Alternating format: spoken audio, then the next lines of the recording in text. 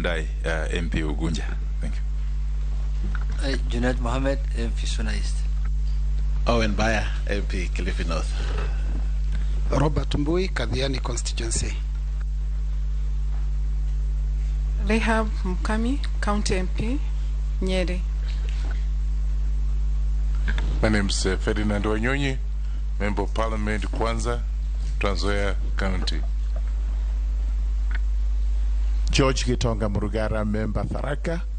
I think I need to state at this particular juncture that the nominee is actually my constituent. He hails from Tharaka Nithi County, is my voter, is my friend, but that does not affect my partiality in any way as far as this betting is concerned. David Kosing, my name, Professor, MP Pokot South, West Pokot County. My name is Abdul Rahim Daud, MP for North Imenti, Meru County, and a neighbor to Tharaka Nithi. Shimboko, MP Likoni Constituency, County 001.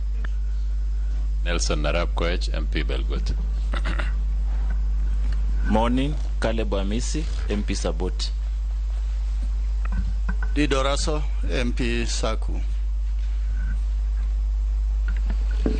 Abdi Shurie, MP Balambala. Mary Emasi Otucho, MP Teso South. Stephen Mule, MP Matungulu. Maria David, Nakuru Town East. Naisula Lesuda, MP Samburu West. Thank you very much, members. We also have the Secretariat led by our clerk. Thank you, Mr. Speaker. My name is Sarah Kyoko, the Acting Clerk of the National Assembly, and I have with me the Director, Appropriation, Audit and other select committees, Mrs. Florence Abonyo, and also the Deputy Director, Legal Services, Mr. Michael Karuru, and many other members of staff who are assisting this committee. Thank you, Mr. Speaker.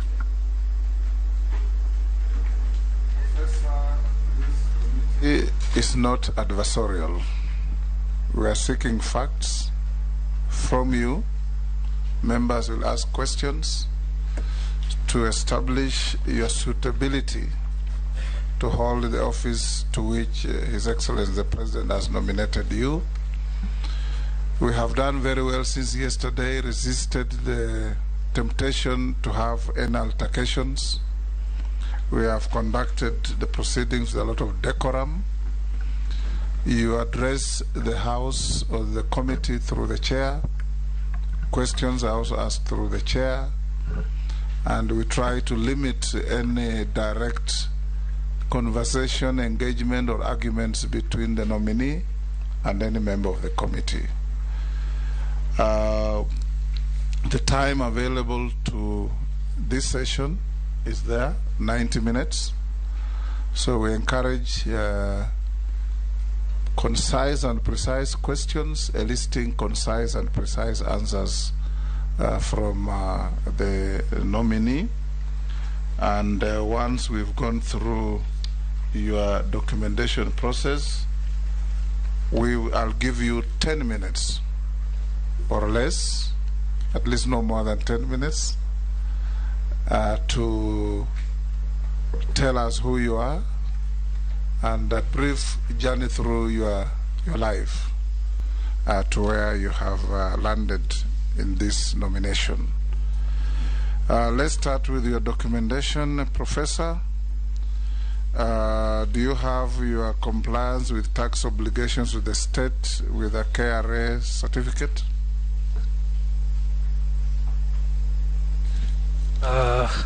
I'll ask you which documents, then if you have them, you'll give it to the officer standing next to you. If they're in a bundle that you have made copies, you can give her the originals as well to compare. Then she'll give you back your originals at the end of the proceedings. The Chairman, I think what I have are my certificates, academic certificates. I think there was a communication breakdown. Just this morning is when I have been informed I also needed to come with my ID. I've sent for it, it's on the way. But I have my original academic certificates with Let me just go through the list. Yeah. Then you'll tell us. And the other clearances, I think we submitted them, and let's be sequential. We can still get the original. Let's be sequential. Yeah. You have the KRA certificate you submitted. I submitted, but I don't have the original here. Confirm. I can get it, yes. You have the Higher Education Loans Board clearance. Yes, submitted. You have the clearance from the Ethics and Anti-Corruption Commission. Submitted. You have the certificate of good conduct from DCI. Submitted. Thank you. Have you ever been mentioned adversely mentioned in any investigative report of a parliamentary committee or commission?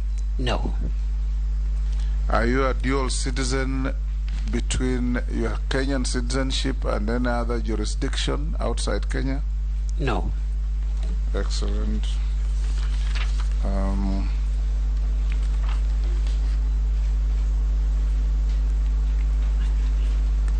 What is your net worth, Professor? My net worth is 544 million. 544 million. Shillings, not dollars. Kenya shillings. Yes. Excellent. Yeah, because Tanzanian shillings also could be different.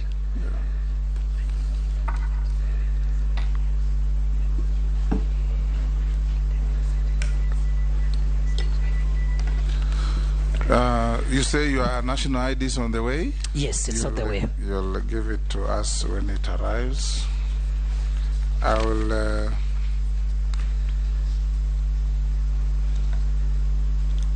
my last question is, what are your current and anticipated sources of income? At the moment, I am an advocate of the High Court of Kenya. I practice law.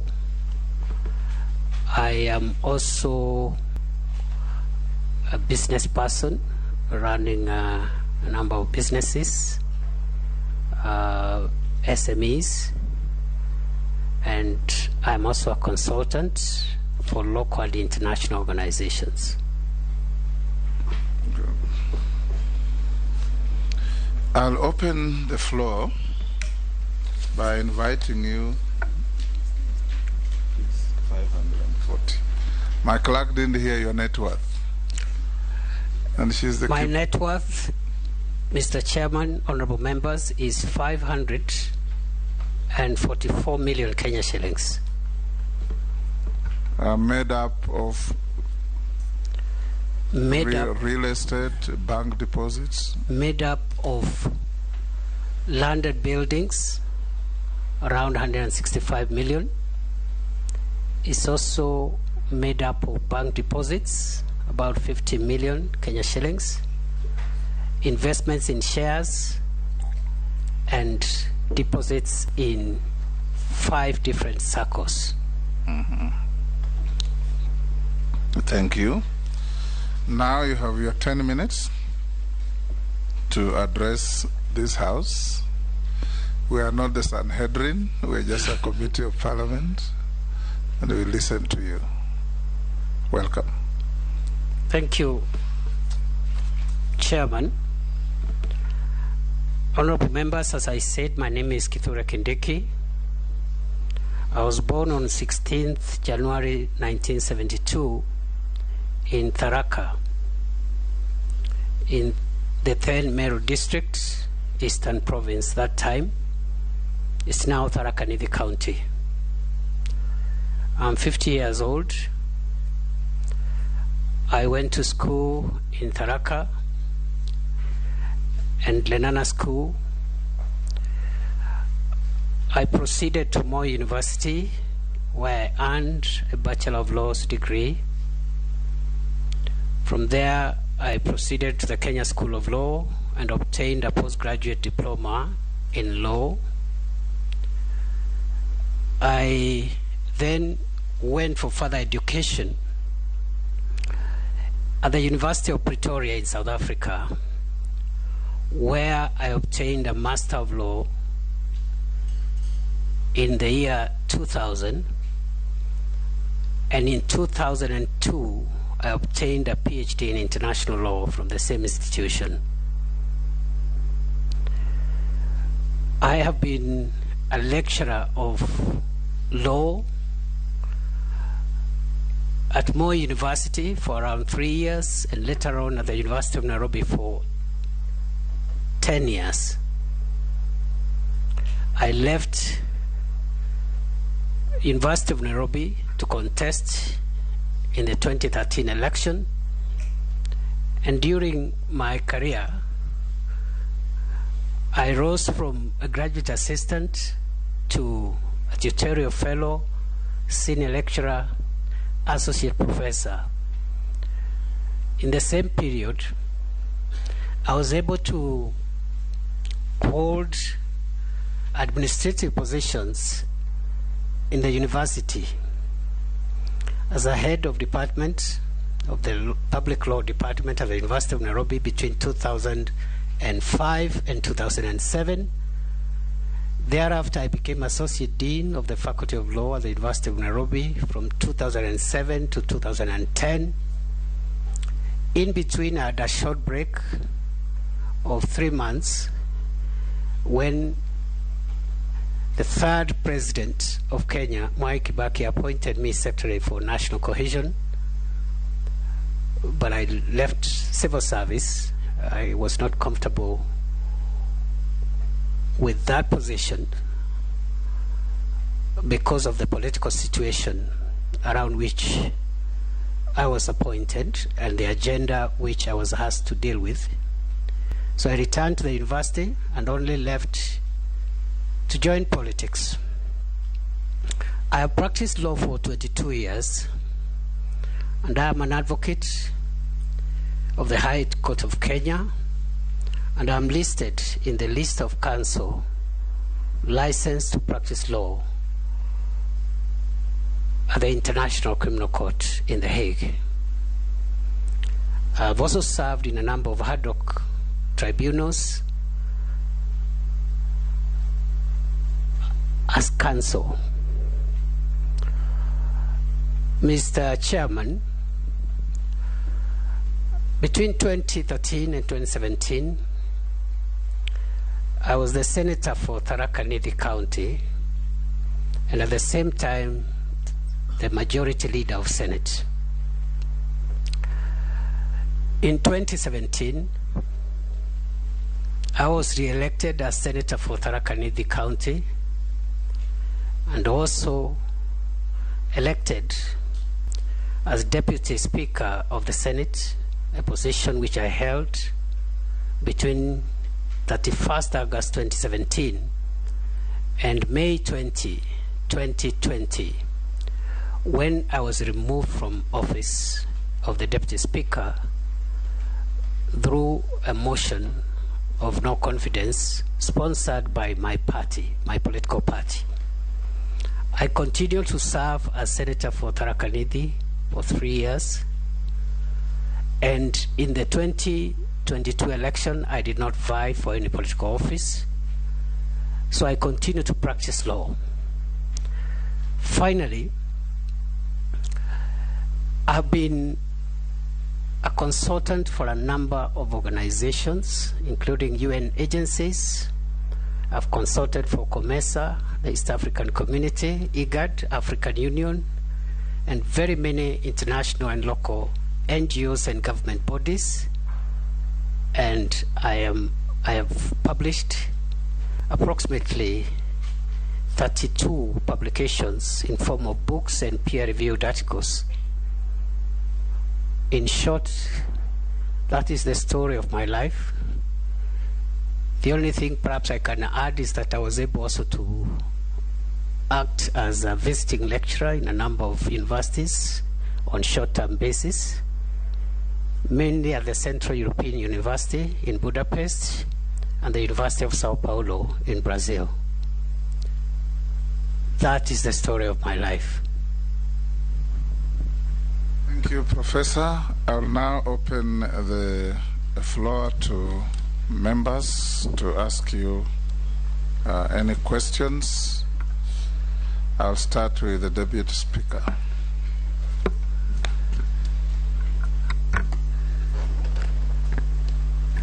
Professor Kindiki, congratulations on your nomination for the position of Cabinet Secretary for Interior and National Administration. Honorable Chairman, I wish to declare my interest, which is Understanding Order 90, that I recently served under the candidate as a Deputy Chief Agent. He was my boss. But I want to confirm that it will in no way affect my judgment or involve any bias on my part in relating to him. And now I go to my question, with your permission, Honorable Chair.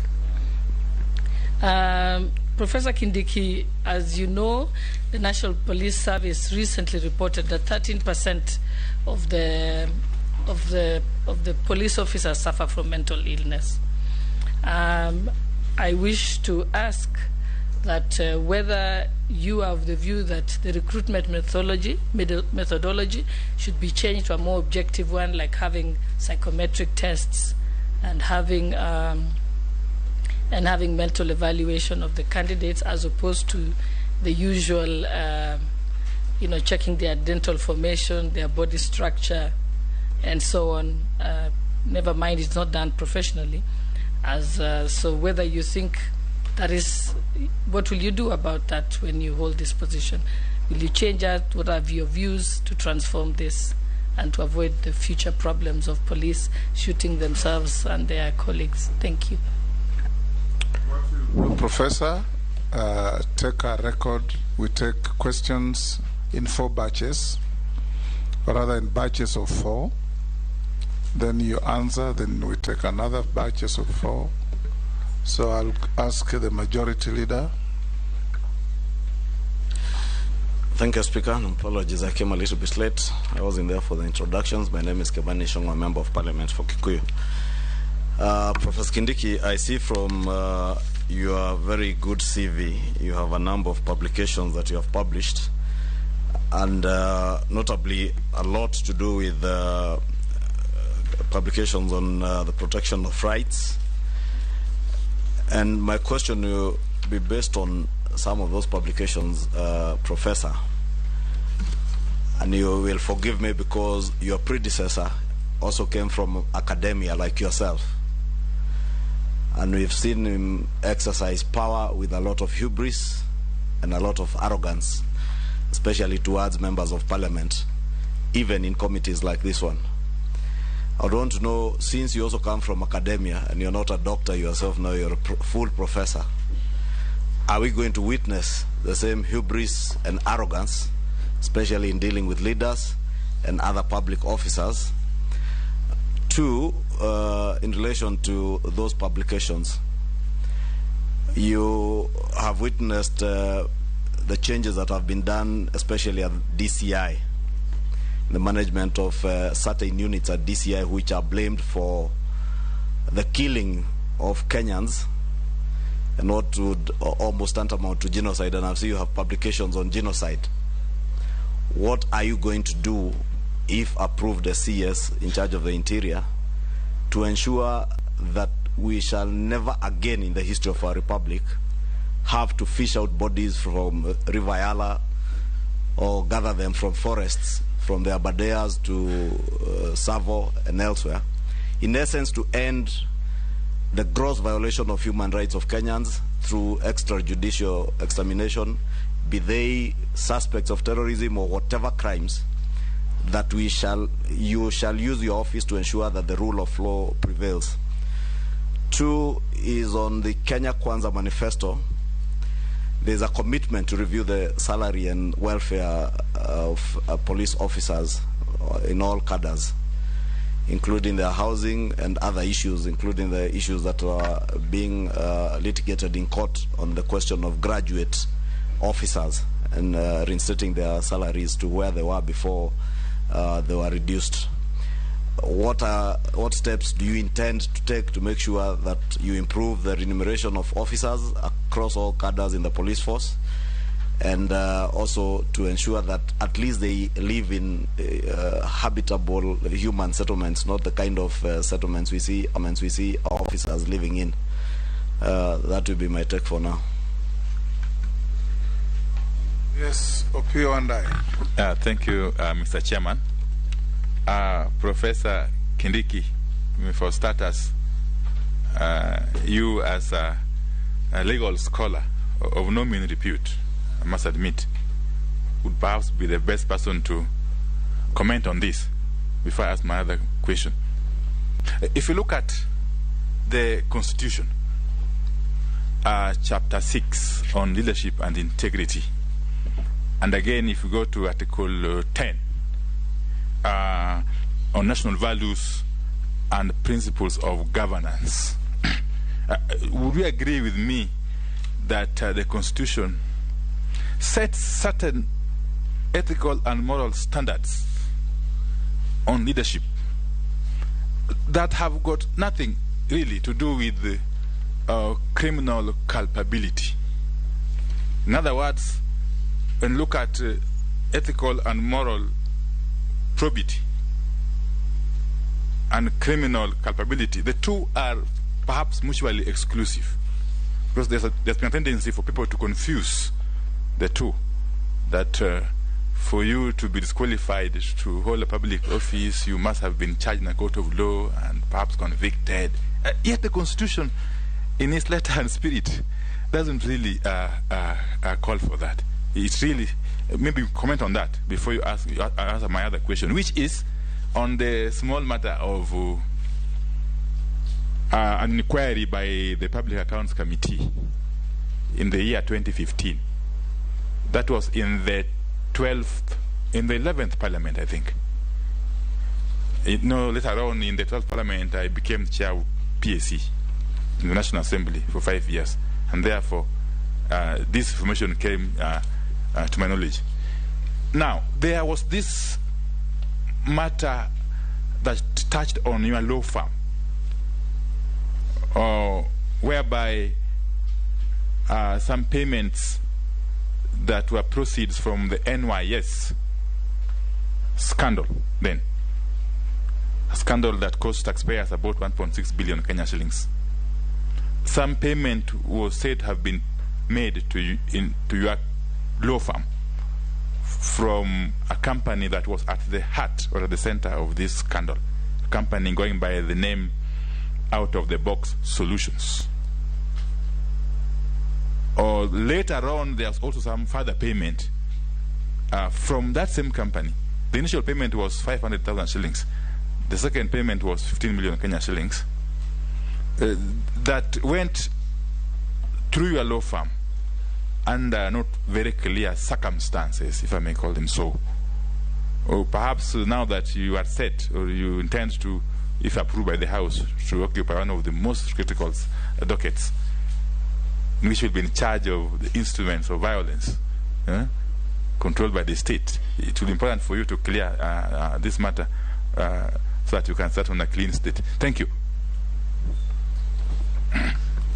Robert Mbui. Thank you, Mr. Speaker. This docket that the nominee has been nominated to is extremely important, considering, of course, it deals with national security. Now, I have two things I would like to confirm. First, there is an observation I want to make that in the run-up to the last general election, you were one of those that were vying to be a running mate in the Kenya Kwanza coalition. And that is in public domain. And you really fought hard. Up to the last minute when a decision was taken that was not in your favor. Now, after that, there were comments that you made publicly. And one of them was actually an implication that you are going to go on some kind of sabbatical leave. But we can see you're already actively involved now in service to the nation. Have you recovered from that shock, and are you going to be very comfortable working under your competitor, because whoever you're competing against is now the deputy president? And secondly, do you think the president has any right or should interfere with the operations of the DCI?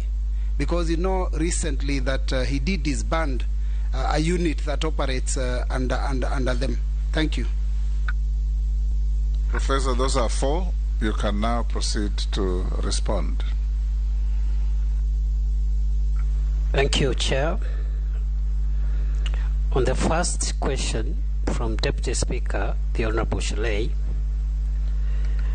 I would like to respond by saying that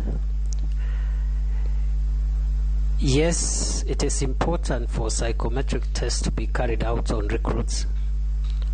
However, I do not think that the problem that we are experiencing around mental illness is connected with the type of recruits that get into the police service. I believe the issues around mental illness in the police service are linked to work-related stress. In this connection, if I am approved by this Honorable House and appointed by the President subsequently, I intend to equip, expand, and fully capitalize the wellness and counseling unit, which I intend to link with the soon to be established Kenya Police Hospital, the Kenya Police Service Hospital, and the Kenya Prison Service Hospital, 2 projects which are at an advanced stage and should be operational within the next few months. If you have those hospitals in place and are functioning, well-equipped, well-human resourced wellness and counseling units, you will be able to prevent cases of a psychiatric nature that lead to mental illness and sometimes fatal accidents involving police officers and their families. Secondly, I believe that these incidents are caused by the low morale and also the low remuneration and poor working conditions of police officers vis-a-vis the risks that they undertake in the service of the nation. And to finalize on that, I'll combine it with one of the questions that was raised by the Honorable Leader of Majority, which is to say, I intend to vigorously fight for the welfare and improved terms of service for police officers as well as prison officers because of the critical nature of the role they play in securing our country. I know the current administration has committed in its manifesto to review the terms and other welfare issues, including housing and mortgages. I will be the #1 champion to have that part of the manifesto implemented fully so that you can instill better morale, better working conditions, and a happier Kenya Police Service, a happier Kenya Prison Service. Secondly, Honorable Speaker, the Honorable Leader of Majority asked me whether I would be proud and arrogant. The answer is no. I believe that the ultimate trait of leadership is humility. And most people tend to confuse humility with cowardice. The two are not related. We'll be humble. We'll submit ourselves to all authorities, starting with the appointing authority, His Excellency the President, my colleagues, but also arms of government, including this House. And I say this with a bit of pride because I've been a member of one of the Houses of Parliament for 10 years. I do appreciate and recognize the critical role that Parliament plays in oversighting the executive and also pushing for accountability within government.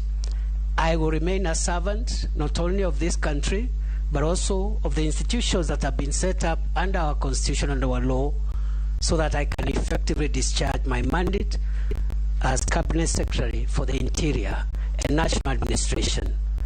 I will obey summons and invites and comply with all directions of Parliament and relate well with my now former colleagues, because it is a symbiotic relationship, and the services we offer from the executive, from the legislature, from the judiciary are services to make our country better, and they are symbiotic and related.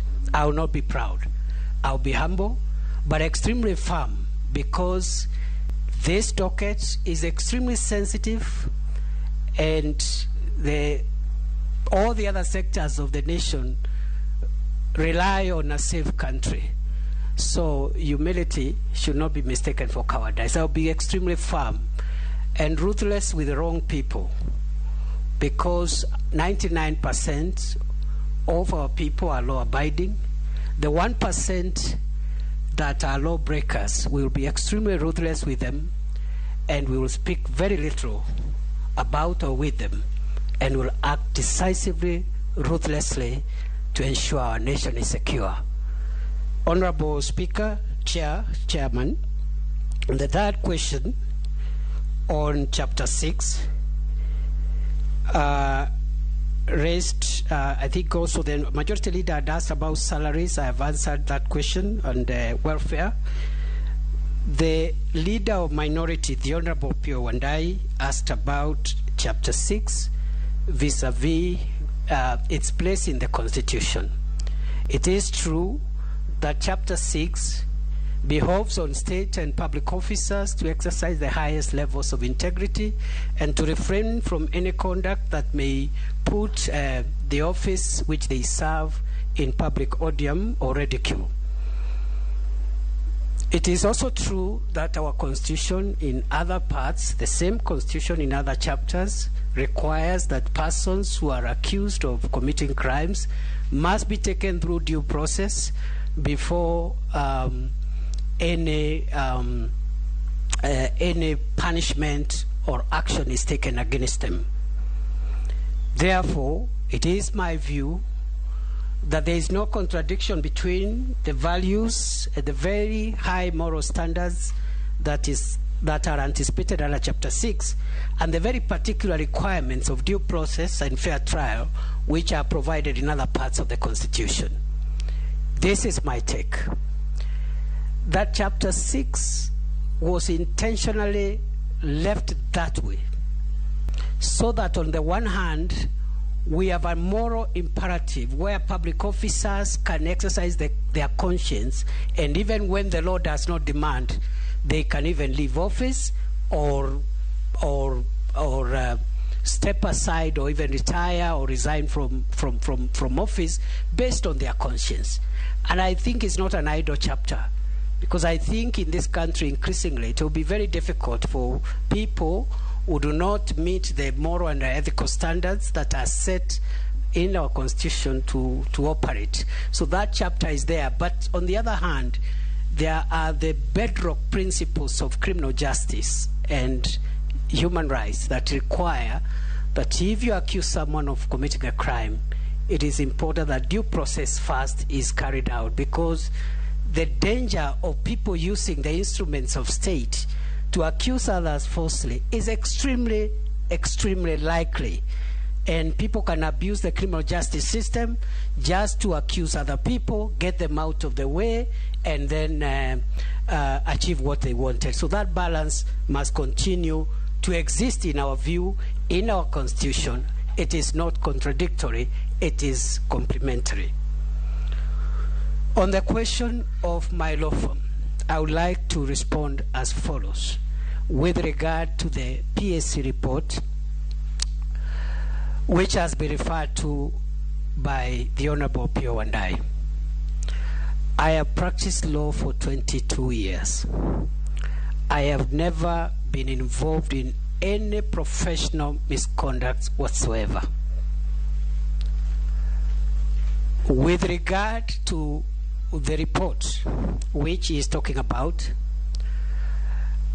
reference was made to a payment which was made to my law firm of 500,000 shillings. That payment was not made by any company, leave alone a company that supplied NYS. It was made by a friend of mine and a colleague called Onesmus Kipchumba Murkomen. And this is the story. Onesmus Kipchumba Murkomen owed me 500,000 shillings, which I had lent him. And I went and asked him to pay me back. And he wrote me a check. That's it. Period. As to the 15 million shillings of the Honorable Pio Wandai is saying, I am not aware. I think he's confusing my law firm with another law firm. I'm very clear. I am extremely clear. And I would like him to clarify, Mr. Speaker, because this is a public process. I don't want to live here with Kenyans imagining that I obtained 15 million shillings from the proceeds of crime. 500,000 shillings, was I paid? Yes. By out of the box? No. By Onesmus Kipchumba Murkomen, who owed me a friendly loan of 500,000 shillings, because at that time we were borrowing money from each other, which happens among colleagues. I'm sure even these MPs, they owe each other some money. So that is the short story around that issue, Mr. Chairman. On the final issue on the running mate, the question raised by the member for Matungulu, Kadhiani, or Matungulu this side, Kadhiani this side. Now, first, it is not true that I fought so hard to be a running mate. That is not true. What is true, Mr. Chairman, is that I was fortunate to be on the short list of 6 members of my party who were being considered to be running mates for President William Ruto. In that short list, it is also true that I ended up being a runners-up. It is also true that in that process, the Honorable Rigathi Gachagua, who is now Deputy President of Kenya, was nominated to be a running mate, and I was the runners-up. That bit is true. With regard to the question whether I've recovered from the shock, there was no shock, because in the first instance, there was no entitlement to anything. You can only get shocked if you are entitled to something. It was a privilege even to be on that short list, and even a greater privilege to have been a runners-up. It is also true, Chairman, that I did a press conference 2 days later after that process, and I said 2 things, namely that I'll take a break from elective politics, which I did, and 2, that I will not be available for any appointive office during my break. That last bit, I have since reviewed that position after persuasion by my party. My party persuaded me, and in fact, if the honorable member cared to listen to that speech, I said, however, notwithstanding my personal decision, if my party wishes to engage me and requires me to reconsider my position, I'll be willing to listen. So that is what made me to change my mind. Otherwise, it is true what he has said, but there was no shock. And finally, Mr. Chairman, I have no problem submitting to authority. That is the easiest thing. And therefore, my friend Rigathi Gachagua, who is now the Deputy President of Kenya, is my boss. And I have no problem whatsoever working with him and under him, together with President Uhuru Kenyatta, together with President William Ruto. Uhuru Kenyatta is the former President of Kenya. I also served under him very well until he threw me out for no reason. So I'll be more than happy to serve under President William Ruto, Deputy President Rigathi Gachagua, all my colleagues, all arms of government, and I'll be a humble servant of Kenya, the people of Kenya, and there is no shock, there is no nothing, there is nothing Thank you, Professor. Thank you. The next batch of 4, Owen Bayer, Shurie, Naisula, and Gikaria. The Speaker, it's possible to clarify, Yes. something that the Honorable Professor Kindiki had raised. Actually, the fact is that the 500,000 shillings was through a check drawn by Singoei, Murkomen, and Sigei advocates to the law firm of Kituri, Kindike, and Associates. And the data was Kipchumba Murkomen. And the 15 million, just to clarify further, was in favor of Singoei, Murkomen, and Sigei advocates. But this company was one which was dealing with the two companies, with the two law firms. The out-of-the-box solutions is the company which was at the center of the investigations. Thank you. Mr. Speaker. I think it is. No, we sorry, don't need Mr. Speaker. Debate. So if you hold just on, Professor. 1 second, because I think if you allow me, yes, that clarification by the Honorable Pio and I is extremely important. I have said before this committee chairman, I had a relationship, a debtor-creditor relationship with the Honorable Kipchumba Murkomen. He paid me using a check. Where he got the money or who has paid him, I don't know. I have never known. I will never know. That will be what goes on record. What is on record is that the Honorable Pio and I has recanted the 15 million payment, and he has without saying so. And he has made it clear that it was a payment to a firm that has nothing to do with you. Yes, isn't that so, Pio? Actually, that's the position. That's the position. Yes. Let the chips rest where they fell.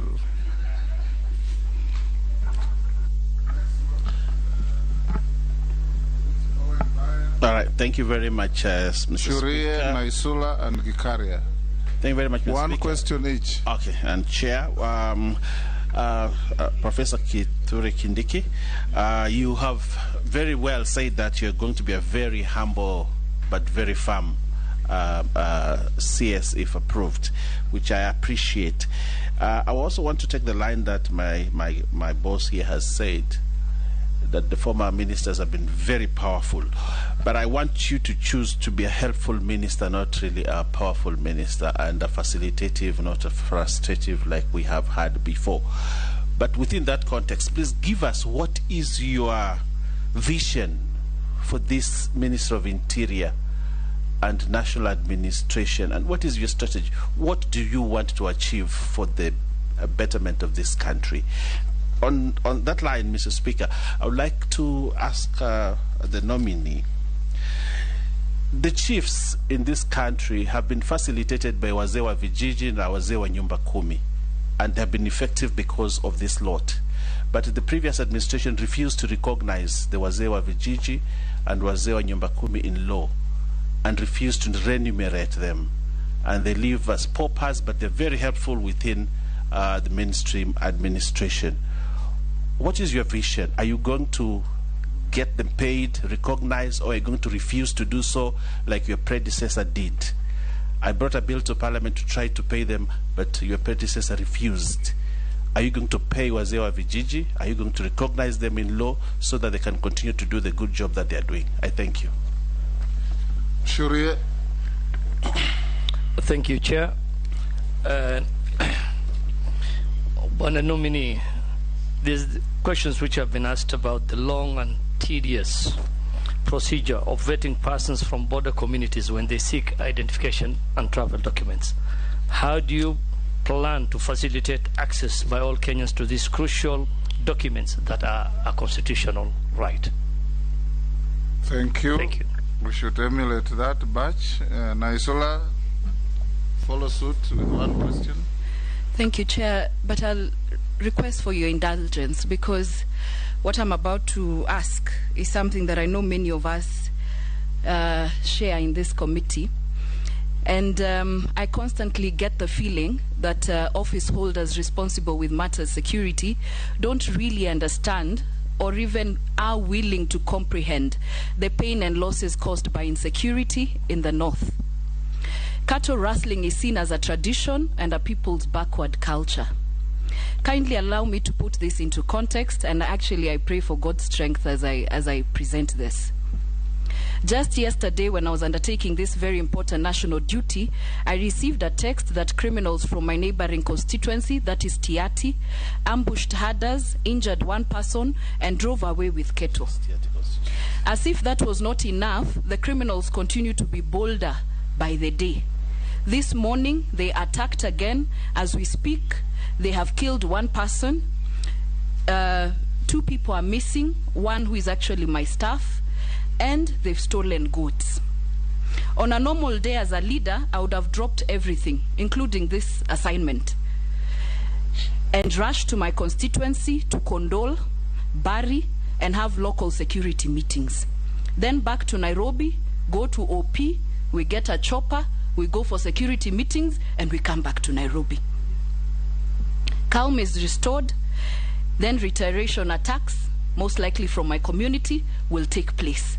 And the cycle continues. And this is the daily life of a typical pastoralist living along the border of another pastoralist county. The only time as a country we behave shocked or surprised is when we lose our security personnel, and only when we lose more than 2 or 3 lives. When will one life be too many to lose in the northern parts of this country?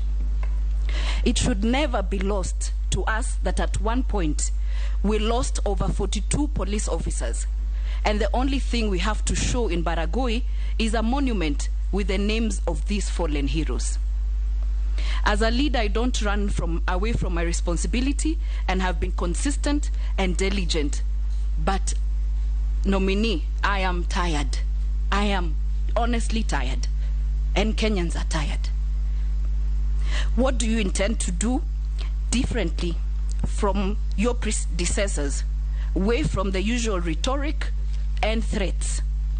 Perhaps you need to come and live in Kurkur, Pora, Longewan, Losuk, incognito for only 1 week. Come and stay there. What strategy or are your thoughts do you have to end this menace once and for all, so that as a leader I can execute my other national duties and not concern myself only on matters security? Thank you. Thank you. Gikaria, Professor, I've allowed that emotional discourse because of the peculiar circumstances of the member. Gikaria. Thank you, Chair. One question. Pongezi Kindiki. Owen Bayer, switch off your microphone, please. The question that I have, Honorable Kindiki, is that Kenya Kwanza Manifesto acknowledges that ensuring safe, secure, and fair environment through democratic policing, which contributes to development. What measures will you put in place to revive community policing initiative in urban areas and restore the public trust in the National Police Service? And I'm saying this because at the same time, maybe you can give us what constitutes a criminal gang that is supposed to be, to be banned, you know, like these criminal gangs. In my place now, there is a gang called Confirm, and it is really bringing a lot of insecurity issues within the.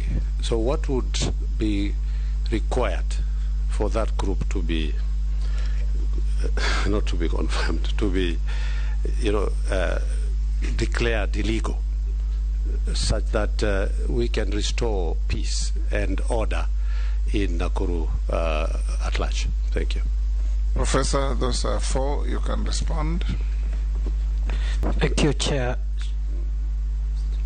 On the first one, I promise to the nation and to the House, to this committee, that I will do what the Honorable Baya has recommended, which is to be a helpful and facilitative minister on this very sensitive docket. My vision is to transform the national government administrative structure, NGAO, from a structure which has the amenability for misuse by politicians and leaders, to increasingly allow this very useful structure to concentrate on its mandate, which is to sensitize the public on government programs, mobilize the public on important national issues, and actually be agents, the agents of government for service delivery and citizen empowerment. That is the vision I have for this cadre. It can be done, it will be done. I also envisage a difficult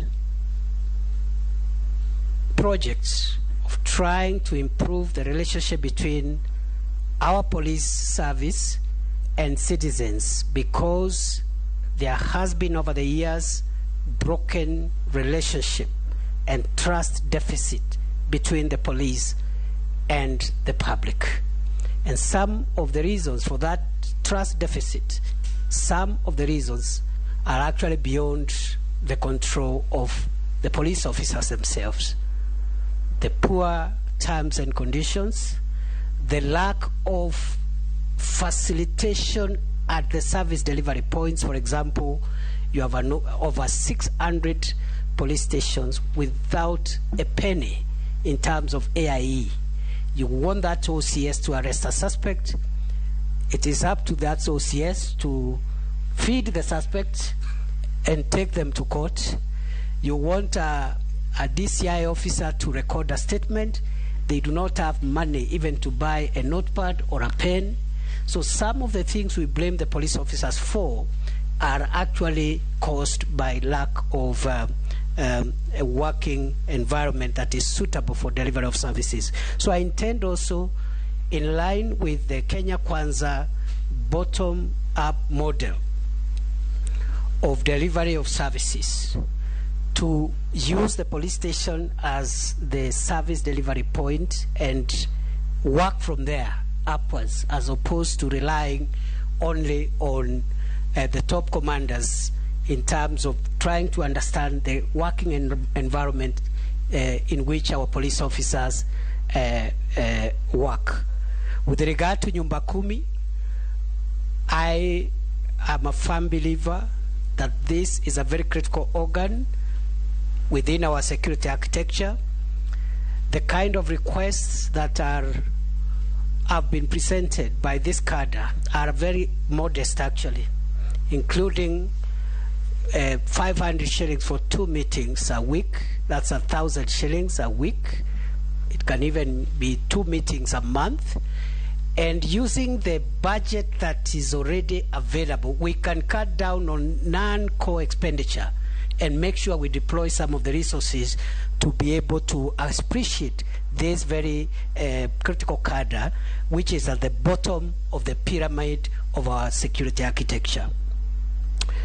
With regard to community policing, Honorable Gikaria, I agree that there are a number of organized gangs in many of the urban centers in our country, with some form of permanence, organization, and command structure. And therefore, perhaps those are details we need to share so that we can, if there is a consistency, and these elements exist in the people committing those crimes in Nakuru, we can be able to support you and the people of Nakuru to make sure that we get rid of these people. With regard to the last issue on cattle rustling, I agree with the Honorable Naisula. The Honorable Naisula speaks on behalf of about 67% of Kenya's territory, the Kenya of the North.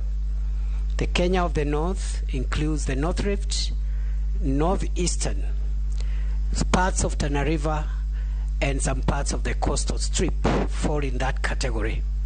A territory that is largely facing very serious insecurity. And allow me just to address the issue of banditry in the North Rift.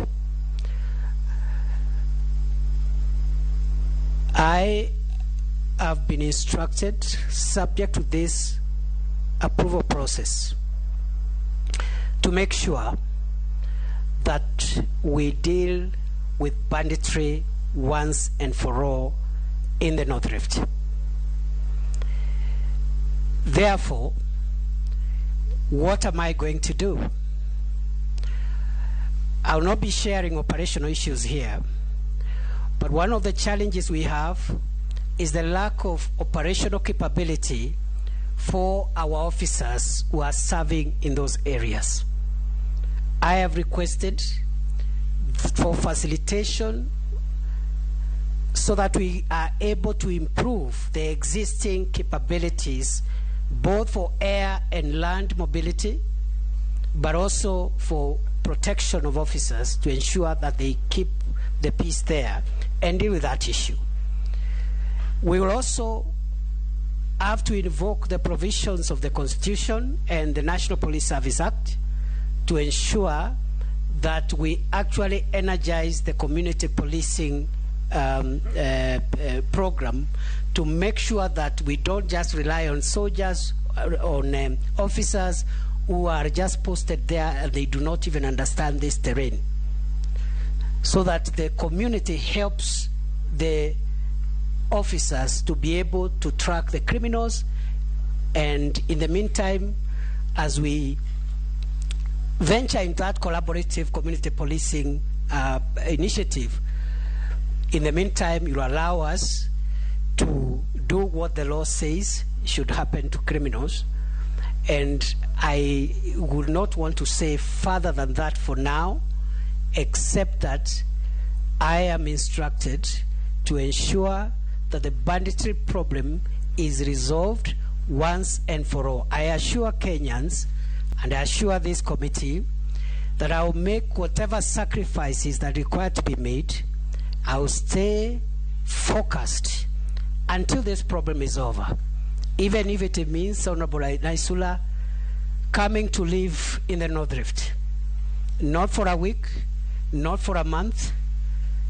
We will stay there as long as it is necessary, because, Honorable Speaker, when criminals, bandits, cattle rustlers, terrorists, when they don't fear government, as Honorable Naisula has said, that culture that they raid today, they raid tomorrow, they kill police officers, they kill civilians, when that culture permits, then the legitimacy of the state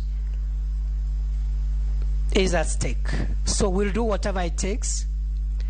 As soon as I take office, the number one assignment is to ensure we set free this country from criminals, from bandits, terrorists, and cattle rustlers, not through press conferences. We will speak less, because security does not require speaking. But I also want to assure the nation, the Honorable Chairman, we will follow the law. We will respect the Constitution. We will respect all the international human rights and humanitarian treaties that are part of the law of Kenya.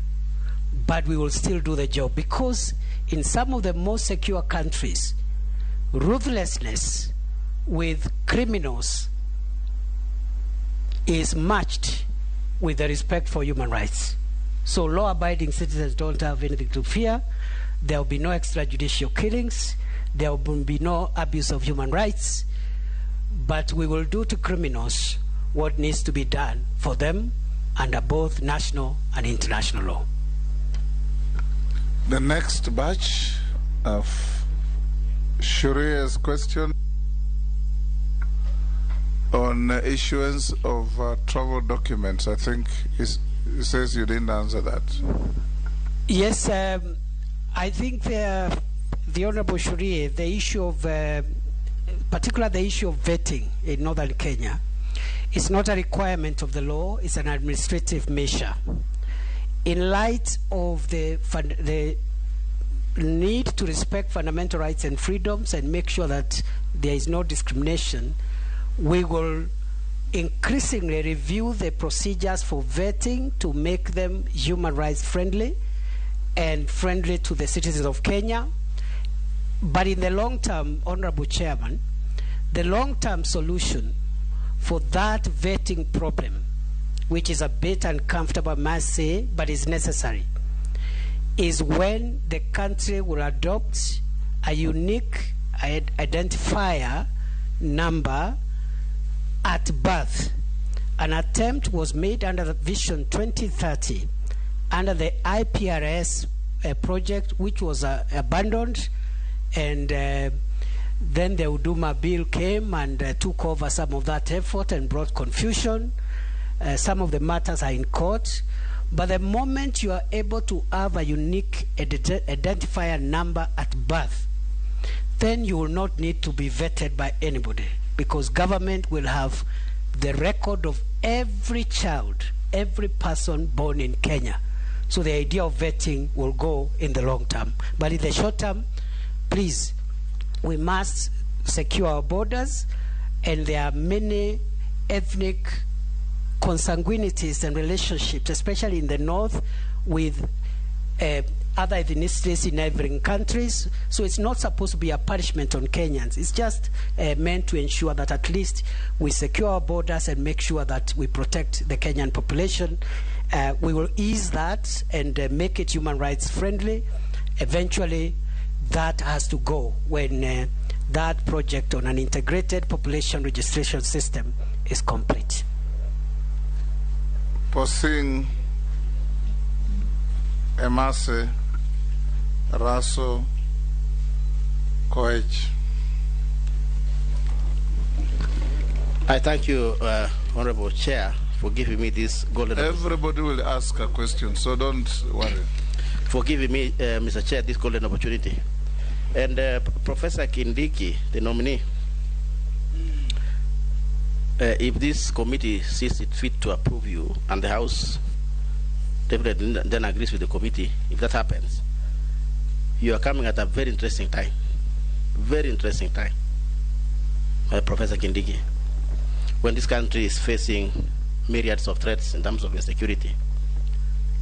But allow me to ask you, Professor Kindiki, what new thing will Kenyans be expecting from you, and particularly from the area you say 67% of the place, North Rift, and specifically where I come from? I can feel Honorable Lesuda. But let me ask you, Honorable Professor, the government has been using this approach called oppression, which now I have, from my own study, I have renamed it extrajudicial killing. And I'm talking from a community, Honorable Professor and Honorable Chair, that has suffered this extrajudicial killing. But they name it oppression so that it looks good. It looks accepted to be meted on a community like Pokot. Honorable Chair, you can remember. The worst one was in 1984, where almost 25% of Pokot were exterminated through that operation. Honorable Chair, through the same strategy operation. The worst and the latest was 2015, 2016, when people were massacred, abducted. Never seen, Professor Kindiki, up to today. Never seen. No question asked. And even the worst, Honorable Chair, it's going on now in Tiati. People are missing. People are getting lost in the name of operation. Because that kind of community, Professor, has been profile for many years. And therefore, they have become like the bunching back, or it is true to do an operation in West Pokot. So you wake up, and in fact, that might be your measure, performance contract. If the first thing, you hit. So Professor Kindiki, these are people of Kenya. They have suffered. What new thing will you bring, Honorable Kindiki? Finally, Chair. More than your bite. Finally, Chair. Yes. The norm in Kenya is, if you want to become a police in recruitment, you must pay money to be recruited. That is the critical and biggest issue, Honorable Chair, if you allow me, that Professor Kindiki, knowing his background, must come and deal with it, Honorable Chair, so that people can feel they can be recruited fairly without selling land. I thank you, Chair. Emase? Thank you, Chair. My concern to the nominee is on addiction and alcohol abuse. Addiction and alcohol abuse is on the rise, and it is a crisis. So my question is, what are you going to do to address this menace? The issue of narcotic drugs. How are you going to manage to tackle the issue of trafficking of drugs? And Chair, just allow me to echo the issue on IDs, because I come from a border constituency, that is Teso South. If you're going to Uganda, members will pass through my constituency. I welcome you. And our men have married from Uganda, from the diaspora. So I have a situation where we have grandmothers. These ladies were married 20 years ago, 50. Up to today, they're being treated as foreigners. They cannot own property. They cannot get IDs. This process is so tedious, it is long, and I will be following, assuming we approve you. I think that's an area I'll be following up on you to see whether it can be improved so that these women can be recognized. So that they can own IDs and they can own property and they can enjoy all other services as Kenyans. Thank you. Russell. Thank you very much, Chair. Professor, if the House approves your nomination, you'll be the first lawyer who will be sitting in Interior. That in itself will be a history. In Kenya, there are two laws that are operating. One law is in the 67% that you talked about, and the other law operates in the remainder of the country. What the honorable members from the pastoralist communities have raised are far-reaching. It is about the exclusion of those communities who live in ASAL areas, whether they are ID cards, whether they are cattle rustling, whether they are killings, whether they are inappropriate application of the law. So my question to you, because Interior is the anchor around which Kenya moves, but more and more we see that the problem is not even in Pokot, it's not in Marsabit, Isiolo or Garissa. The problem is in the office, which fortunately you might occupy. How do you intend to go about in making Kenyans feel that they are in a unitary state and they enjoy equal opportunity as Kenyans? Thank you, Chair. Professor, mine will be on professionalization of our security agencies and provincial administration.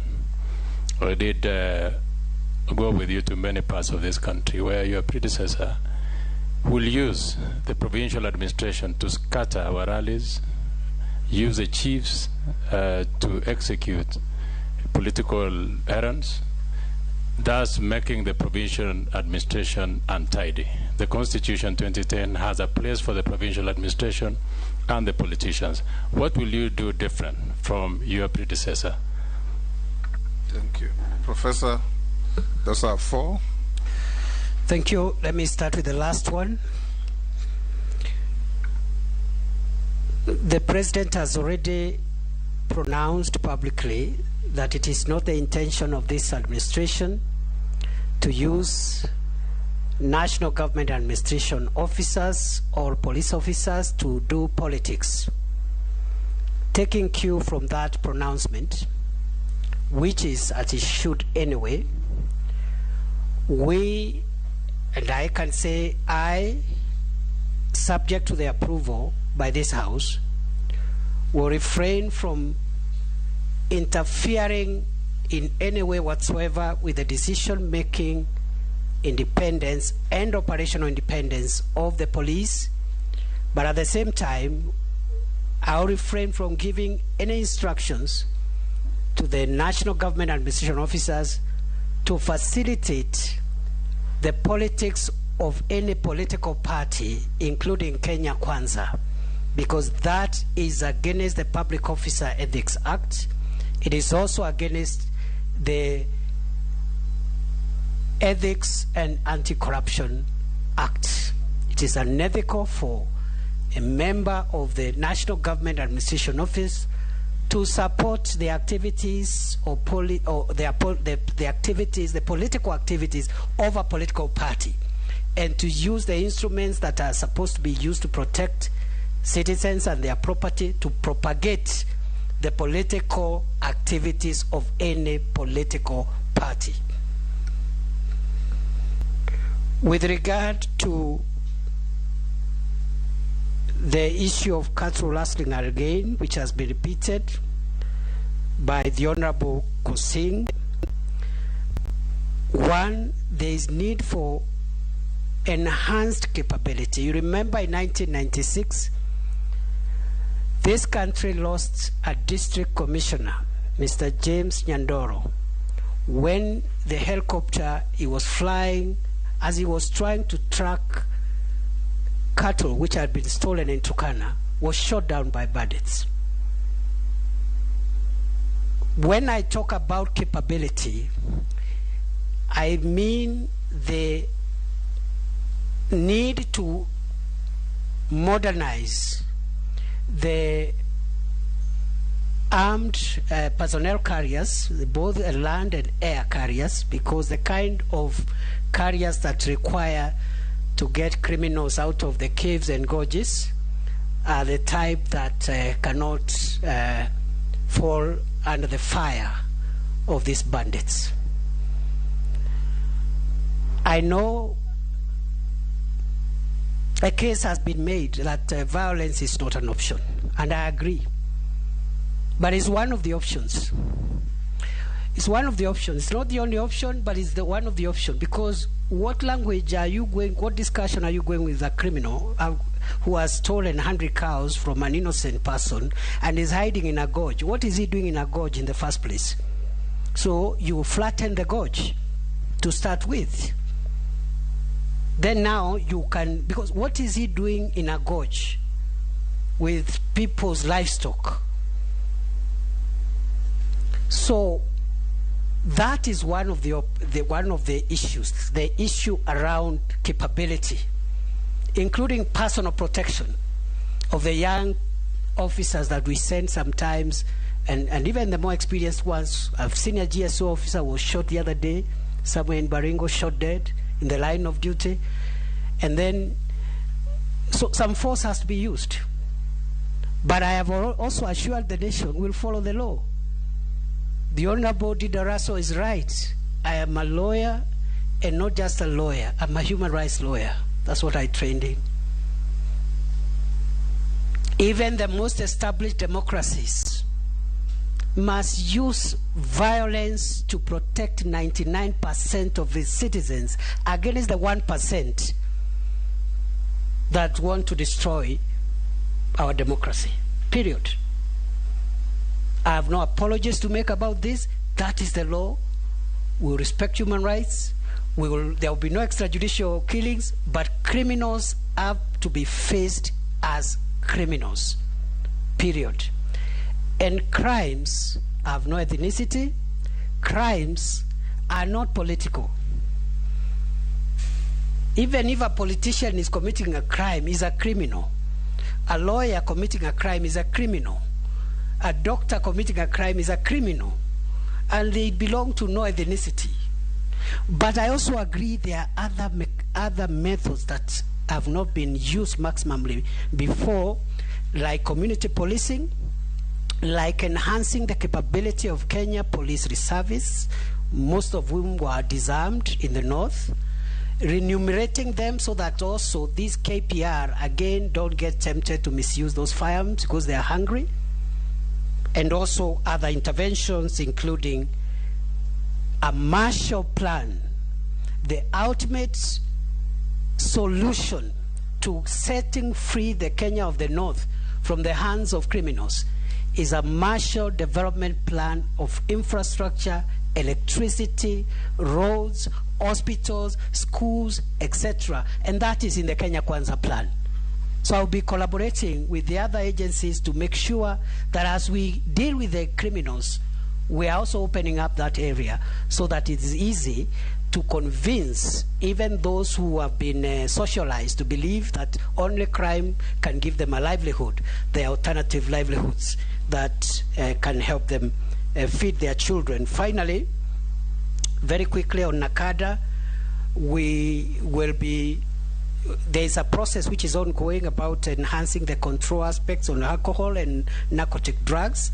My 1 second take of how else we can improve this is to use the education curriculum review that is taking place through a task force now to see how we can just try and resocialize our children, because the drug addiction menace has cascaded to very young sectors of our population, and only the education system, which is the software that instills positive moral values, can perhaps be used even as we enhance the control of these substances among our population. And from the Honorable Emase, the issue of spouses and citizenship is one of the reform measures which I am informed is already ongoing, to make sure that there are no delays.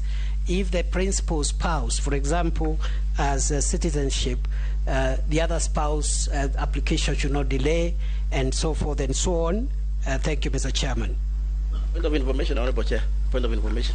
Who do you want to inform? I want to inform the nominee. Okay. It's fundamental, Honorable Chair, at the level. Maybe I wanted to inform the nominee, Honorable Chair, of an experience which you and I know, what was done in Uganda by President Museveni to pacify one of the most, or one of the worst areas called Karamoja areas. When Museveni took over, Honorable Chair, you know that. He has pacified the entire place without using this extrajudicial killing. And if you go down to that side from Moroto, Ramudat, that is where, of course, our community live, you rarely see anybody with a gun. But if you had to go there, maybe 1980s, everybody had a gun. What happened in Uganda is not happening in Kenya, Honorable. So that's information, Honorable Chair, that I want to share with the nominee, now that also Uganda is our friends, that he can also enjoy that information from Uganda. I thank you. Yes. Ferdinand Mishi Daud Amisi. Yes, Honorable Russell. Thank you, Chairman. I believe the good professor did not answer my question to my satisfaction, particularly in application of the law, that there are two laws that are operating in this country. The laws of some parts, the 40% of the country, and the 60%. And that is why the honorable members from the arid and semi-arid lands have raised very heavy issues on this floor. I thought he said that he acknowledges persistent and consistent discrimination of people living in the north, and that it's going to be his duty to make sure that this becomes part of our history. He didn't say those words, but that's how I understood him. Is that so, Professor? That is so, and I said because many of them are administrative measures, they are not legal measures, we will sit down with the leaders and communities to see how we can make them more human rights friendly, but I did caution that some of these measures are critical to secure our borders, but they should not be used to punish citizens. So increasingly, no person from any part of Kenya should feel being treated differently. And so I will be seeking the support and counsel from the leadership from these areas to see what can be improved without hurting critical aspects of national security. The next batch of 4, Ferdinand, Mishi, Daud, and Amisi, all honorable members of the committee. Each members. I want to, on the behalf of the police service, National Police Service, ask you a question about the review of their terms of service. I think they have been complaining that poorly enumerated, and that's why I think some of them are involved in the bribes and, of course, the killings that we see. What do you intend to do on their terms of service and particularly the payments? Thank you. Thank you. Mishi. Thank you, Honorable Speaker. Honorable Speaker, first on a rider on Emase's questions, I would like to ask the nominee that how are you going to do to destroy the cartels and the syndicates in the police forces who collude with drug barons? And my question will be on the small arms.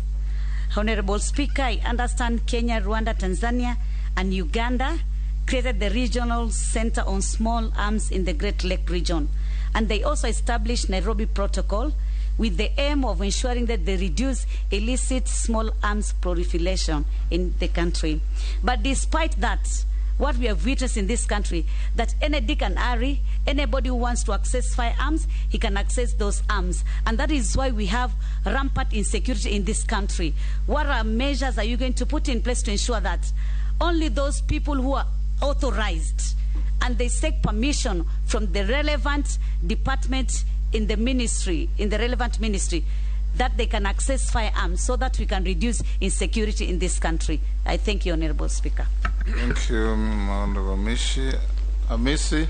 Oh, sorry, Dawood first. Thank you, Chair, Mr. Speaker. To the nominee, Professor Kindiki, the previous administration established a lot of sub-counties or districts, locations, and boundaries have been an issue between many counties, between my county and your county, Professor Kindiki, as well as counties in Nyanza and Rift Valley, and because the docket of the districts and the boundaries would squarely fall under your administration, under the national administration, how are you going to handle the boundaries issue, as well as personnel for the new districts and locations which were created, especially even in my constituency, more than 5 or 7 years back, and we still chiefs, and many places in Meru County and in Kenya in general do not have the sub-county DCCs and ACCs deployed. So that's what I want to ask. I know between our counties, you were in one of the meetings together with the governors and the members of parliament regarding the boundary issue between Tharaka, Nithi, and Meru County. I want to know how you will handle this matter. Thank you. Thank you. Amisi? Thank you, Chair. The issue of refugees, you've written articles on refugees. I saw it somewhere. And the repatriation of refugees and closing of Dadaab refugee camp was a hot topic in the previous regime. How are you going to handle it going forward? Are you going to revise the decision that was made before in regard to that? Influx of foreign nationals is also a big issue here in Kenya. We are going towards regional blocks, East African community expanding, African Free Trade, African Continental Free Trade Area.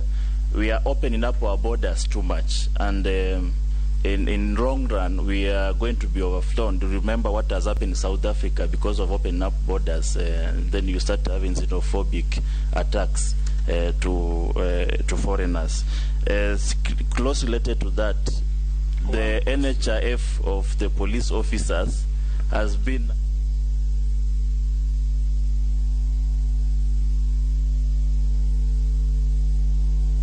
these ones, and for especially the prison officers who are always complaining, and they don't have trade unions to complain on their behalf.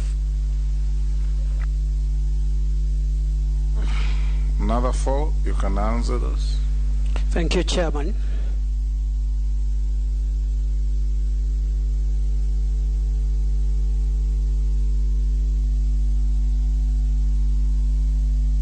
Within the Kenya Kwanza manifesto to review the terms of service for the police officers, and some of the complaints that the officers make about their working conditions are actually right, they are correct, they are justified.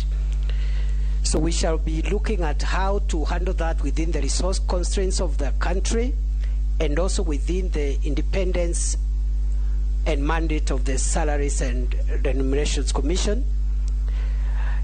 But one way of even achieving some of the things that the non-benefit aspects of welfare is by reviewing the ministry's existing budget to remove non-core expenditure and deploying that expenditure to facilitate officers to protect our country, to protect our people and their property. With regard to cartels and drug barons, the Cabinet Secretary provides policy direction to the National Police Service and the other formations under the ministry. Through this oversight, which is provided in law,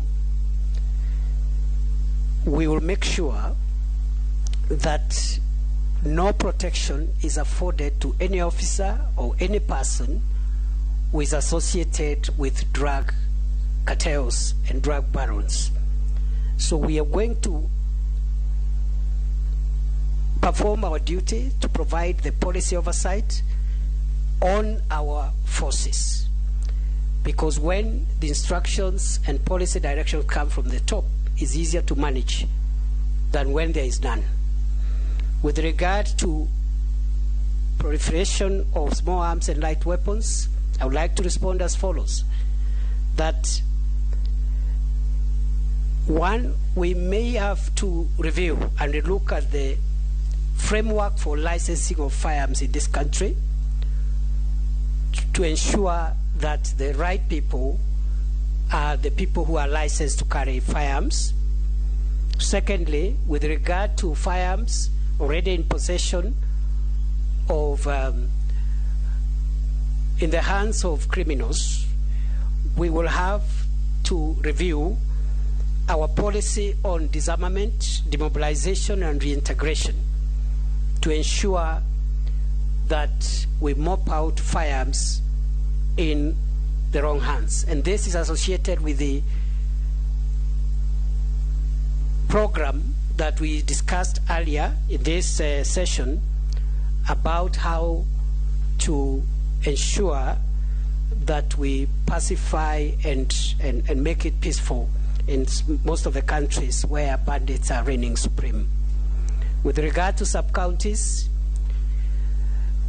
all sub-counties, locations, sub-locations which have already been established by law should have personnel.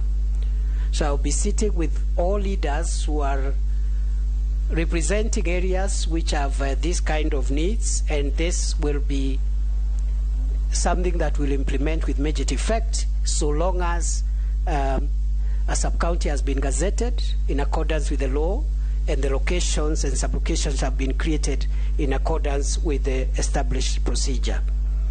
With regard to boundaries, the Constitution of 2010 froze the review of boundaries and applied the Districts and Provinces Act of 1992 But the Constitution also in Article 188 requires a review of boundaries, county boundaries, through a process which is independent from the electoral and boundaries process. So some of these historical issues will be resolved through that way. But in the meantime, the struggles around boundaries are normally struggles that are fueled by political leaders. What I know from my experience as a leader is that there are genuine grievances among citizens about ownership of property. And therefore, the ongoing reforms on the land information management system that will provide the cadastre of the entire country will help remove these issues on who owns which property, because there are some people with title deeds on top of other people's property. The Ministry of Lands has just completed the cadastre for Nairobi City. I have been fortunate to see that cadastre, and you'll be shocked, people owning plots on roundabouts, on top of people's buildings, and inside Karura Forest. So once this cadastre process, and the Kenya Kwanza, the executive order signed by the President on 12th of October, has already identified this area of land information management, rolling out of these limbs and the preparation of the national cadastre as one of the reforms that will be taken across the country, so that you know where your property is and nobody has a title deed on top of somebody else's farm. But the boundaries issue will have to be resolved in accordance with Article 188 of the Constitution and in accordance with the Districts and Provinces Act of 1992. Finally, on the issue of refugees, the traditional methods of providing durable solutions to the refugee problem, namely voluntary repatriation, local integration, and resettlement to third countries, the ministry will pursue them a little more robustly, especially considering genuine cases of local integration for refugees who have lived in this country for 40, 50 years and are not under any negative security profile. There is no need of sending somebody home who was born here and is 55 years old. He's going home, he's going to a country just to die. He's going to a country of his death as opposed to a country where he has lived all his life. But we'll couple this with the resettlement and as well as voluntary repatriation for those who want to voluntarily return to their countries. Thank you, Mr. Chairman. Thank you. I'll now give the floor to the Honorable Mukami, Morugara, and Mule, and Deputy Speaker. Thank you, Chair. The nominee, Professor Kidiki, congratulations. Professor, Kenya has been experienced numerous disasters in the past, ranging from bomb blast, terror attacks, floods, collapsing of buildings, to name but a few. Whenever this happens, it only confirms lack of preparedness. Despite having a national emergency response unit, as the cabinet secretary in charge of this unit, what measures will you put in place to raise the level of preparedness to respond effectively to the emergency and national disaster? And finally, through the chair, Professor Kidiki, you come from our region. Our children, our future generation, are getting finished because of alcohol. I don't know what you are going to do, and I am praying, if God give you this chance to serve as a cabinet minister, I'm praying, kindly try, if you go to our schools and in the surrounding areas, our children are finished. Thank you, Professor Kidiki. Thank you, Mr. Chairman. Your voter. Yes, thank you, Mr. Chairman. Actually, it's the voters who have sent me to him to ask these questions on their behalf, and they are listening. You're entitled to one. No. This, you have to indulge me but I'll be very fast in asking these questions. Number one, it's from the border riders, the school bus drivers, and everybody.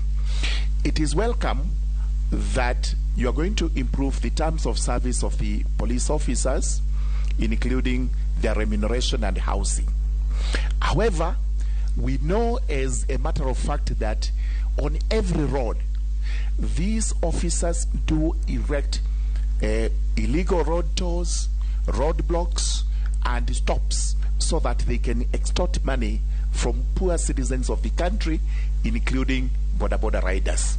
What will you do as the minister, and as soon as you have improved these terms to end that corruption which happens, what are you going to do to ensure that we do not hear of these illegal roadblocks and tolls, etc., etc.? Number two, the police officers themselves are asking. We have a huge shortage of police officers in the country. The ratio is possibly 1 to 6,000 persons, which is not acceptable because the world standards are about 1 to 300 people. Do you have any plans whatsoever to increase the number of police officers in the country so that security per person is enhanced? From the area managers, this is their question, because I took a petition for them to Parliament. It was passed, but that was the end of it, and now you're going to be on this seat. The smallest unit of administration in the country is actually the village. This is where we find a person called the area manager, who is supposed to be the president of that village. This person executes all manner of duties, including is the security officer, he is the judge, the jury, and the executioner. He is also the divorce court in the village. He's the one to whom people fall to when they want to divorce or they want to remarry or whatever. Do you plan in the administrative system that we are now going to review to start with the village as the basic unit of administration, and what plans will you implement to ensure these people are actually remunerated? Thank you. Thank you.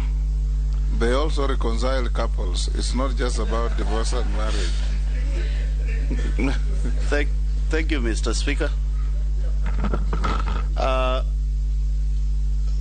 Being the last to talk to the nominee, Professor, you are inheriting a service, and especially the police service, whereby internationally on the police corruption index as a country from the highest corrupt country, which I will not name, we are number 10 at the index of 7.88, and the ratio of police officers in Kenya per population is 1 police officer serving almost between 800 to 1,000, whereas the international norms, where Kenya has signed to be part and parcel, runs from 1 police officer to about 300 to 450. Professor, it is important to have a view of this as you take up this most important docket. If you are approved by this House, there are several scenarios. One scenario is members of parliament put up police stations, police posts, and police housing, and the last regime, without public participation, collapsed some of these units, and I can attest some of those properties are idle without police officers, creating an extra exposure of risk to Kenyans involved in those areas. The new policy of I want to find out from you, what new policy will you put in place on recruitment of police officers? With this kind of index which I started with about corruption, you can be assured during recruitment, corruption is the center of who will be picked. And last is, how are you going to refurb the air wing, police air wing department in the country, so that you can be in total control of it? We know very well the air services of the police were merged with KWS, the army, and the rest, whereby they were collapsed to something which we cannot understand. And I believe you have said that you'll deal with the issue of how to reform the police. I want to hear what you're going to do on the police air wing. Last but not least is that we have officers. Not right. You're entitled to one question. Okay. You are doing the fourth. I'm just the last person. So let me finish with that. The police, you are not entitled to that latitude. You read that. Time up. Okay. It is only 1 minute, Speaker, if you indulge. We have quite a number of police officers who are graduates, who have gone to school, and they are school, and we are aware that for them to move forward and get better remuneration, it was stopped. What are you going to do as in charge of the department to make sure that we look at the issue of those officers who are graduates? Thank you very much. If I've offended you, Ichungwa, sorry. You have not offended Ichungwa. You have violated the direction of the chairman. Thank you, Speaker, because he's repeating questions. Deputy Speaker.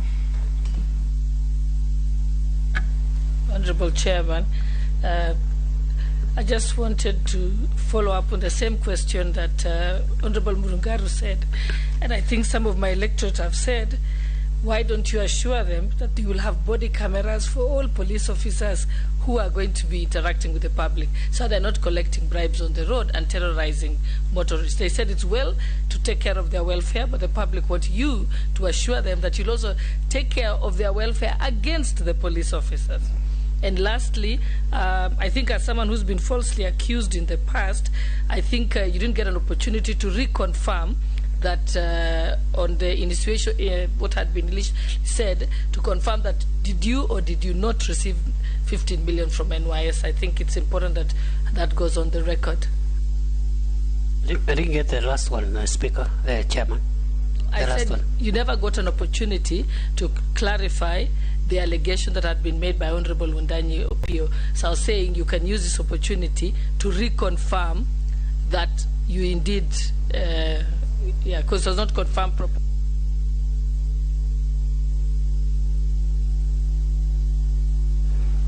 Go ahead, Professor. Thank you, Speaker. With regard to disasters, the Security Laws Amendment Act of 2014 made a lot of progress with regard to providing a multi-agency responses to security concerns. We have the country has a humanitarian disaster preparedness and response mechanism, but that has not been well anchored in the law. My objective is to make sure that the same is properly anchored in law, but above that, to integrate the civilian interventions and responses to disasters with the security agencies, so that you have one comprehensive response which involves both civilians and also members of the security forces.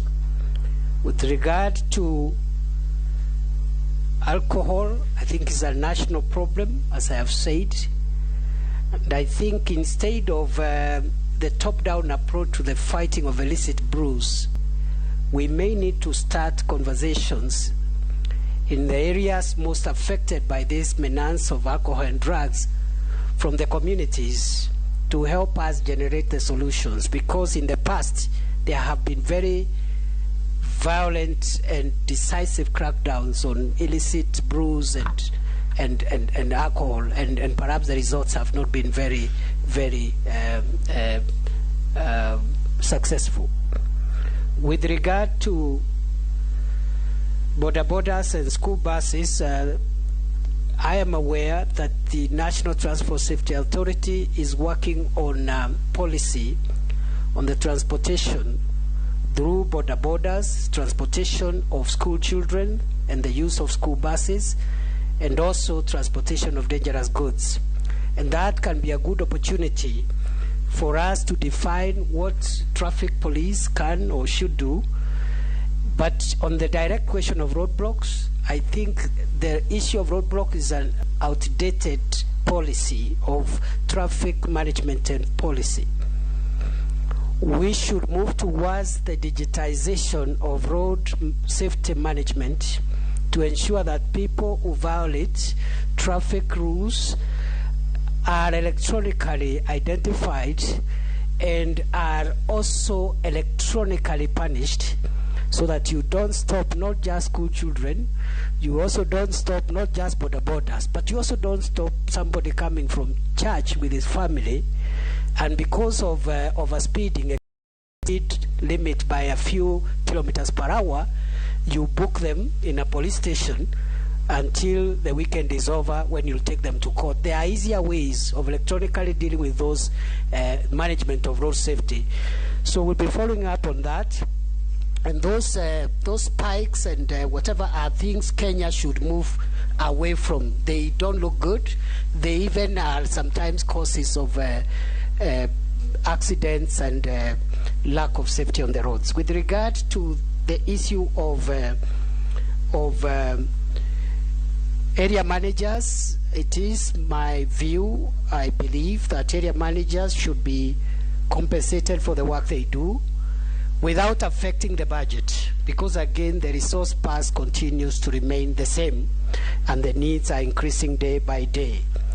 With regard to the question of the reforms that we intend to do in the police service, we'll also police prison service, and in fact, since the departure of the Honorable Mudia Warriors, Minister for Home Affairs, prison reforms have stalled.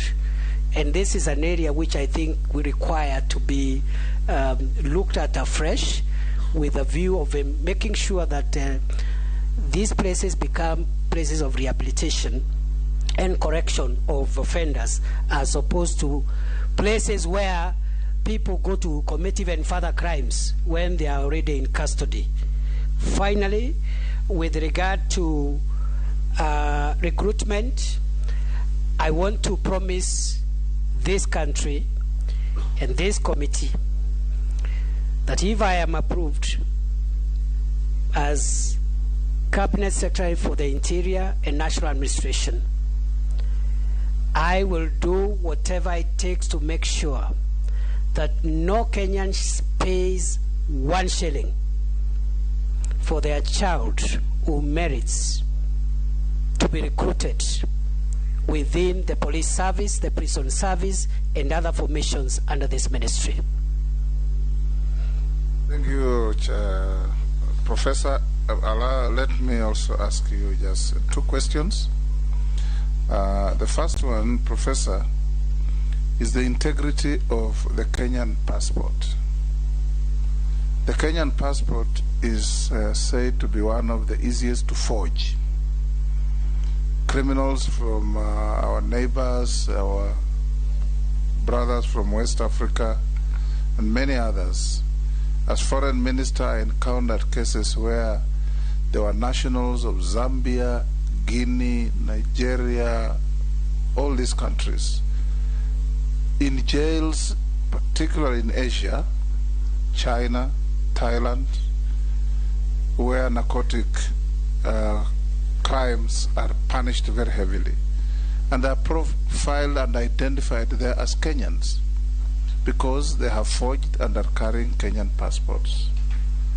What are you going to do as minister to enhance the integrity of our passport? Number 2, in comparable jurisdictions, getting a passport is a right of every citizen. In fact, many countries like the UK, they don't have any other identification document other than the passport. In this country, getting a passport is an extremely tedious process. There are people who queue for up to a year, 2 years. You want to travel out of the country, to get an entitlement of a travel document, you have to bring all manner of documents to prove that you are entitled to what you should have. What are you going to do about this? The last one, is what you have just been talking about, roadblocks. And you and I have discussed this before. In 2016, I remember calling the then IG. From Eldoret to Bungoma, where I come from, is under 100 kilometers. And on one morning, I drove from Eldoret to Bungoma and I counted 24 roadblocks. 24. Each roadblock is being manned by an average of 4 to 6 police officers. And you could see no crisis that warranted either those numbers at each roadblock or those numbers of roadblocks. I remember President Kagame of Rwanda asking President Kibaki to reduce roadblocks because businessmen from Rwanda were finding it difficult to transact their business by transporting cargo from Mombasa to Rwanda because of the number of roadblocks, which were also toll stations.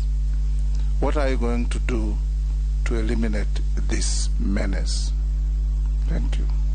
And may I also disclose to the committee that the Honorable nominee is a very close friend to me. We have practiced law together, and we research and write some things together in furtherance of the law. Thank you, Chairman. Chairman and honorable members, with regard to forgery of the Kenyan passport, the e-passport features introduced in 2017 September goes a long way in upgrading the security features and the status of the Kenyan passport internationally. Unfortunately, the uptake has been slow. Until now, only 1.6 million Kenyans have converted the old passports into the e-passports out of the 3.5 million Kenyans who own passports. The deadline has been extended, and under the East African Community Protocol, I think the deadline now has been extended to December, 30th November. But I doubt that even with that extension, there will be many more Kenyans because of the reasons, some of which you have highlighted. So this forgery issue, once every Kenyan has e-passports, will be something that perhaps will be a rare occurrence. Mr. Chairman, honorable members, I believe, just like the chair does, that a passport is a basic identity document. In fact, every Kenyan should have a passport. And to this end, I believe also, in line with the Kenya Kwanza manifesto of a bottom-up approach and empowering people, one way of empowering people is to make people, even at the grassroots, empowered even to move out of the country for trade, for business, for whatever venture they may want to engage in. So I hope that we can move this 3.5 million passport to about 10 million passports in 5 years. And it will help you collect revenue. Absolutely. It's one industry. You are right, Honorable Chair, because this is one sector which government really doesn't need to spend a lot of investment in terms of resources, because it generates revenue for government. Number two, Honorable Chair, with regard to what we are going to do to make sure many more Kenyans acquire passport, we are going to increase the passport submission centers. Right now, there are about 7 passport submission centers. The intention is to ensure in the next 5 years, there is a passport submission center in every county of our country. Other than that, for Kenyans who live abroad, it is intended that we, subject to the approval of this House, will ensure that we increase the number of passport submission centers from the current 7, namely New York, Washington, London, Berlin, Pretoria, I think Qatar. We will increase from 6 or 7 to about 25 within the diaspora in the next 5 years. Mr. Chair, allow me also finally to say, however, the printing of passports must remain centralized. The submission of passports could have as many centers as possible, but the printing for purposes of security must remain, just like printing money, must remain centralized. And therefore we will be empowering the Immigration Department with capacity to offer centralized printing services. Finally, on roadblocks, as I have said, Chair, I agree with you. This is a very archaic method where you put spikes. In fact, it's an obstruction of traffic. But you know, it's something we have gotten used to as a country for a long time. So you can't really blame the police as such. But we must move towards intelligent ways, and by intelligent I mean technology. Intelligent road safety management systems where we identify and punish road users who offend the law without necessarily causing obstruction or creating ugly scenes and traffic jams and accidents on the road. Thank you, Mr. Chairman.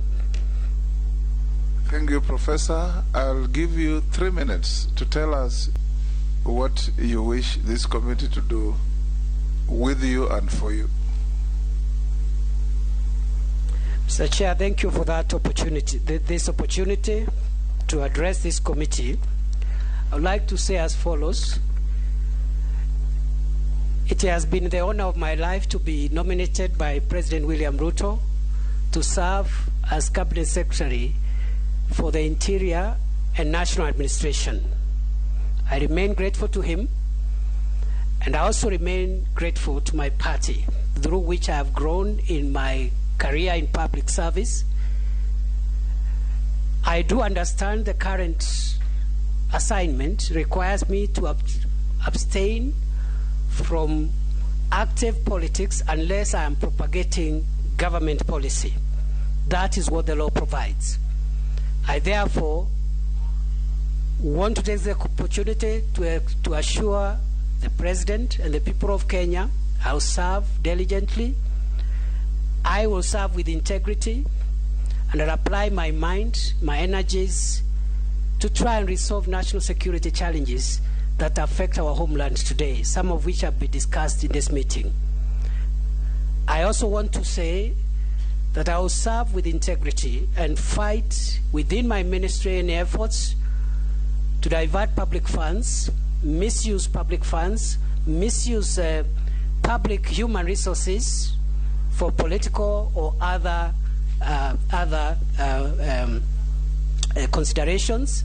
I also promise this House, I'll cooperate with Parliament and other institutions of state to serve Kenyans. Finally, if I am approved, I'll remain grateful to this House for the opportunity, and I promise I will not let Kenya down. I'll do my best for the country, and this is a solemn promise before God, before the President, before government, and before my fellow citizens. If you approve me, you will get value for that decision. Thank you, Honorable Chair. God bless Kenya. God bless Kenya. And God bless you. Thank you, Professor. You are now released to go to your other duties. And God bless you too. So I give you 5 minutes break, health break. 5 minutes.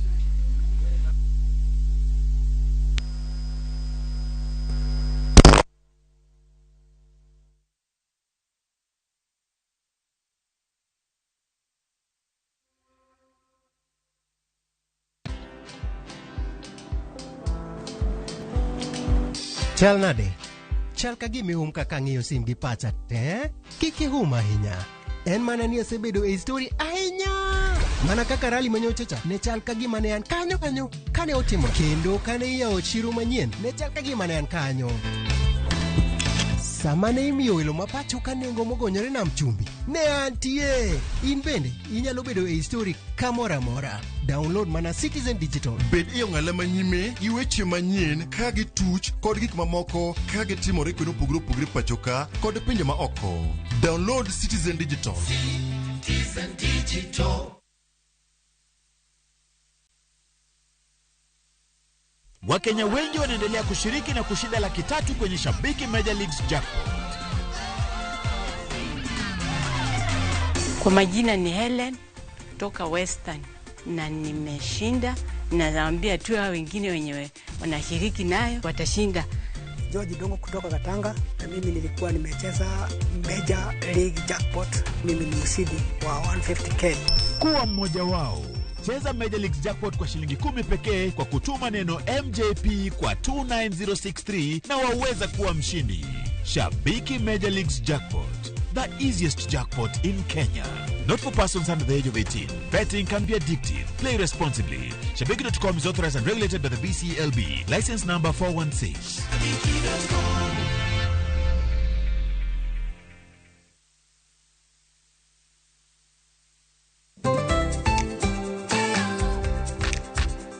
Ng'ama miyo ong'eyo ber mar tim makare kaka math mokinyi manigi ndhadhu kendo milimili kod blue band pile ka pile opong'e gi omega 3 kod omega 6 gi teko madwarore.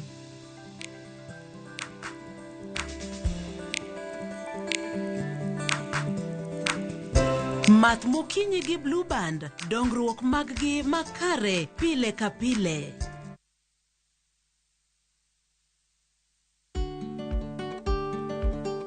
Be ing'eyo ni mabalang' makare mag riwruoge mag saga ni piny moloyo mag riwruoge mamoko machiwo omenda manyalo medo hola ni nyadiriyo.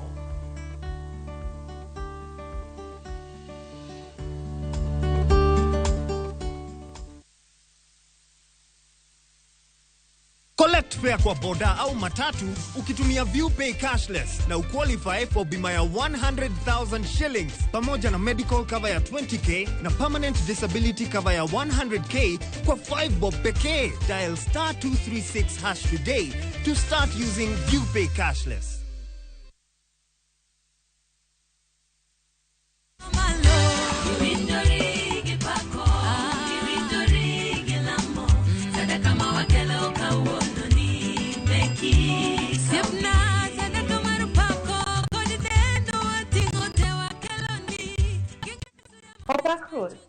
Ani longani Sarah Brenda, mono mi uduenda ni kaka skiza Tilmari, dimana *860 418#, toparie Ramogi TV eni ya Osmar Jower Duto.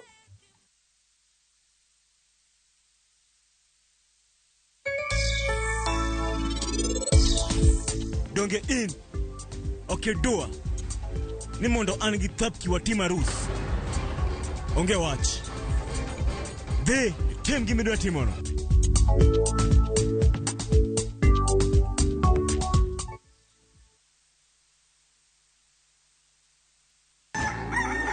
Kapok piny oru, kapok oyaw chiro, jopur ochako odiochieng'gi. Ng'ato ka ng'ato gi gombo mar kelo lokruok. Wachalo joma timo research mondo mi wakel gik man gi value. Ma ok odeo kama idake kata gima ipidho. Pith mar kich en agribusiness. Riwri kodwa mondo ipuonjri yore pur. Cover crops inyalo pidho ei puothi mar rabolo no. Jopur kod chiro mag jopur. Kendiel ma dende ber ema biro mi market. Pur gi ohala. Tich adek ka tich adek, saa 1:45 mar odhiambo. Mane Ramogi TV.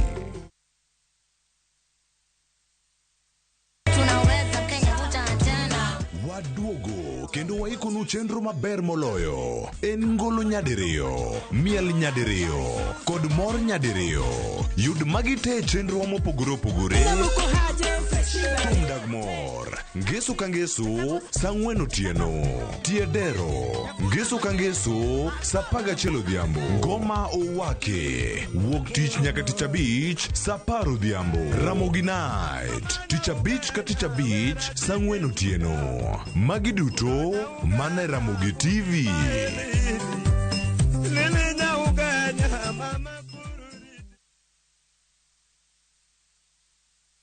No matter what you're going through, when the clock strikes the hour, you have to chin up and do your thing. It is people who make you a celebrity. You see them on TV, online, and listen to them on radio. But do you really know them? I still can't help but wonder what type of lawyer I'd have made. From humble beginnings, We had fun in Dandora. Those estates, A1. to their success stories, I've become this highly sought, people calling, my good friend, come, how do you feel? and their struggle. Pain of sitting there with your child, asking questions, that pain is just on another level. Catch this riveting stories of your favorite media personalities on Behind the Mic with me, Cynthia Mwangi, every Friday on Citizen Digital app.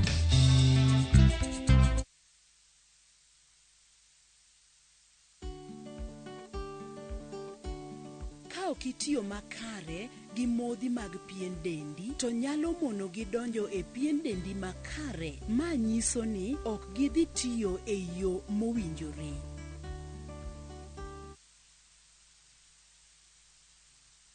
No matter what you're going through, when the clock strikes the hour, you have to chin up and do your thing. It is people who make you a celebrity.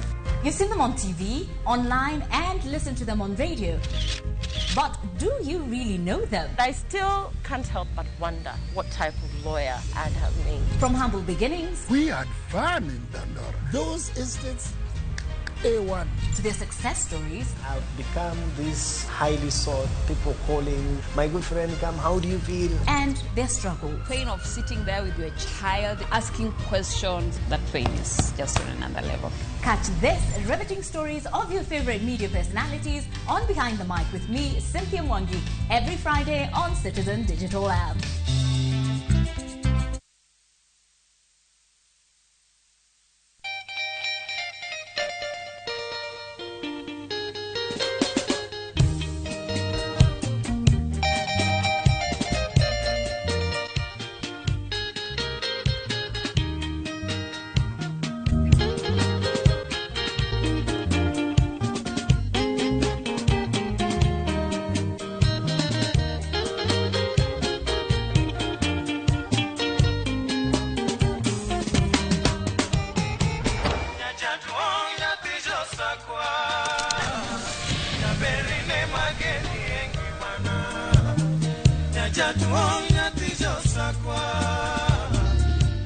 Radio Ramogi, Cartoon Jaluo. Radio Ramogi.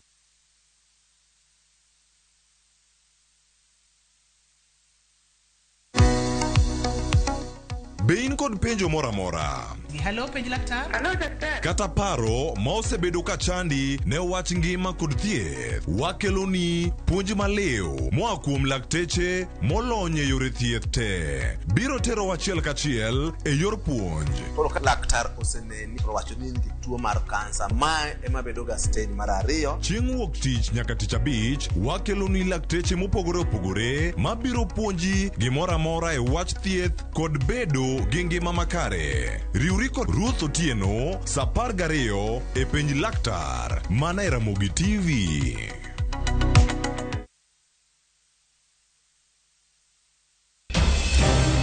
Weche ng'eny sa matin. Nyakwar Ramogi. Kaka jokanyana, ere kaka wadhi gore gi jogi e yor loso mwandu? Wawinji maler, penjane penjo ma in godo no. Ng'ato kik iluong ni mwashemewa kapok otimo gimoro ma heshimika. Tini jopiny. Wang mbui kae ni wacho ni budget idhi somo ok nyal konyo uchumi masani. Koyot mbele kae. Gimi thuolo mokwongo ne weche mag thieth. Jowa ok thor lao ohala chik. To sane makuru chopo kama ginyalo wache gik machando chunygi. Buch jopiny. Tudri gi jalendo Trevor Mbija, sa 3 otieno, mana e Ramogi TV. Kik bai.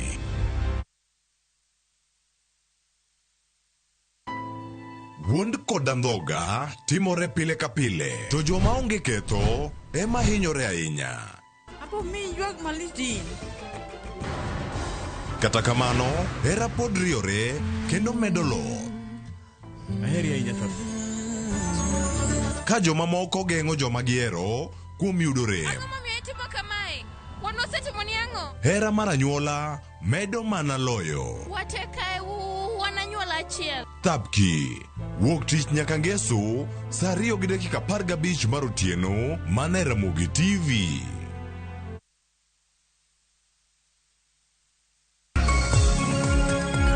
Nyako Ramogi Ajwang', chenro mar Rupiny biro ni pile ka pile, wuok tich nyaka tich abich, chakre saa 12 nyaka saa 5 onyango, kama wakelo ni weche manyien kod nonro mar gazet.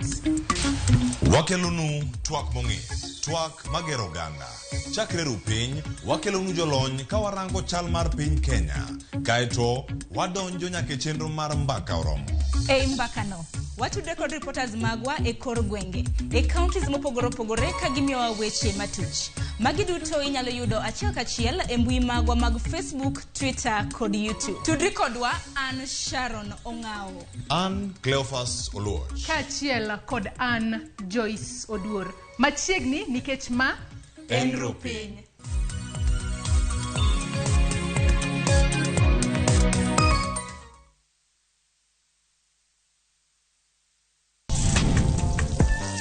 Chiemo kelo wa kanyakla, ibedo kod paro mabeyo mag chiemo motedni. Karibuni. To will kod kaka itedo kit chiemo no manigi suya kod ndhadhu mamit.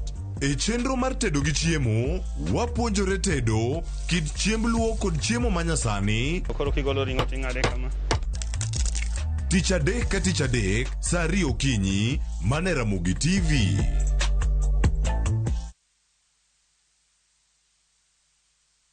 Oganda duto nigi pok mopogore opogore. Kata kamano, ang'o maketo pok mari mondo bed mopogore gi jowetegi? To ka gibiro at the ground, gi appreciate ka gineno kaka watimo gigi gi lwetwa. Dibed ni pok mari kelo ni yuto kata loko ngima mag jogo mantiere alwora mari. Ken gi passion to obro bedo profitable with time. Chenro mar pok opogore rango jogo mantiere gi lony gi talanta mopogore opogore. Kik idek ne chenro makama, chieng' tich ang'wen juma ka juma kod Sharon Ong'ao, mana e Ramogi TV. Karanga foto! Machiegni nyakwa Ramogi Ajwang' e chenro mar Ngoma Owake. Wuok tich, wakelo ni ngolo manyien.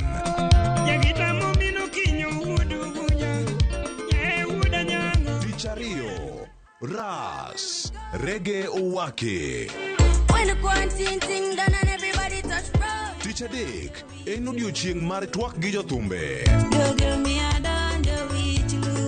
Tich ang'wen, kama nene, waterie golo machon. Tich abich, Sukus Owake.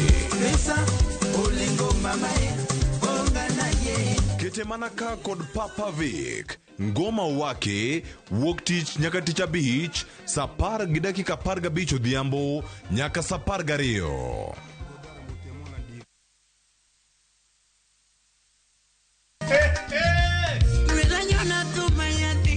Ma en chenro mar usiku sako, wachoro thum mar benga gi ohangla kabiro komakore. Ahero nyako mahera makata onge. Nyayudo e mbui mar Facebook, Instagram, Twitter @RamogiTV #RamogiNight. Inube idalawa kanyasoro dalawa. Mitmaratari wawacho ni mitasali pek meli. Watio matek jokanyana nyandwat nyaka milambo. Luongani DJ Kolokol Instrumental, one ma wantie. Luongani Ninja the Entertainer to ma en Ramogi Night. Ramogi Night, tich abich ka tich abich, saa 4 otieno.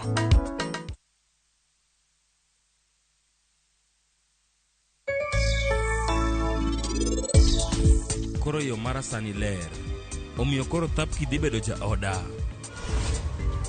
Winja uru, seche ma ji te bro duogo e od lamo, unyisi gimoro amora ma dhruv timo. Kunyisogi to samoro ung'eyo, inyalo mono timo gik maricho richogo. Bihan, onge gimotimre ne Bihanna. Jaherana ma Bihan gi ngima.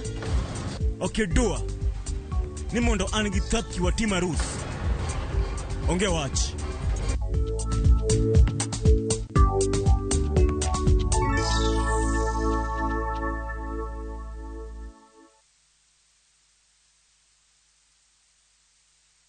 Kuchagua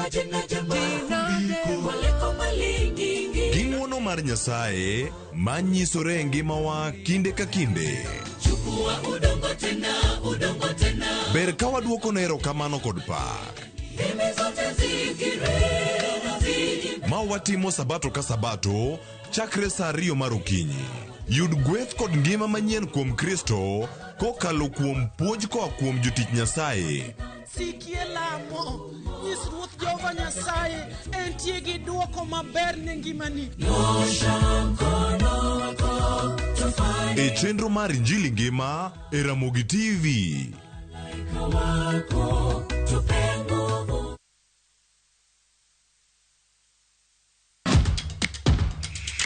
E pewe mag tuke maiero, hero mar adhula, kendo ipako gi ilo.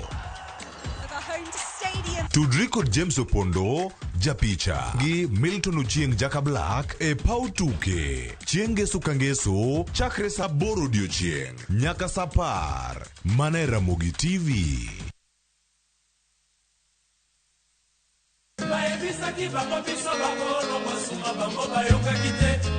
Yuda Matingu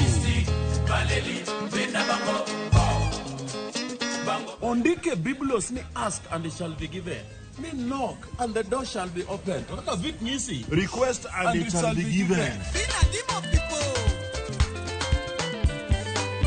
Wangini wakelo ne request kende, yani ni yoro text, yoro message.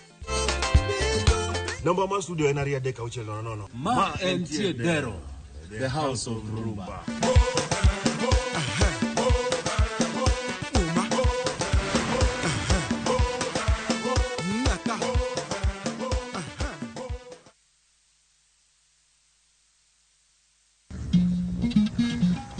Oganda en kitgi.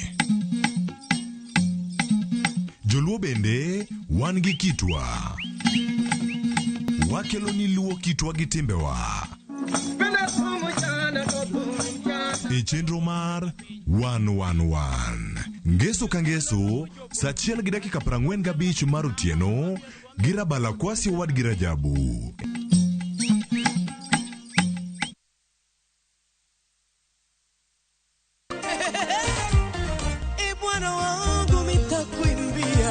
Mano doko pamo, mano doko miel, yae, mano doko pako. Kuom Yesu to duto te nyalore. En chenro miyude mor, en chenro mar loch. Kendo Nyasaye osebedo jakora, to kendo Nyasaye osemiya loyo gik mang'eny. En mana Injili kalo kod nyarasembo. Roda Nyarko Kitmo kokikore gi jaseme. Ken the DJ kod Wuod Karungu, Jilo Jamwaka. Mayo Injili Mit.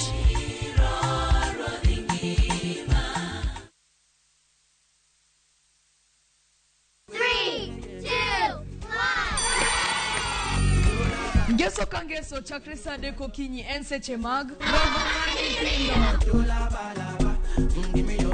Wayudo weche mamoro nyithindo kaka Talanta, tuko full time kimaso, Kitendawili, koda lunga. to chenro ok nyal bedo chenro ka onge sigana, sigani mamitna. chuo gik moko kod tedo. Turu kodwa ngeso ka ngeso ka wan gi Lox Ponde kata Lox P, Josephine Achieng kata Josephine Jos, kod Ansali Kosgi Odhiambo kata Kihero Sally the Queen. Walero ngeso.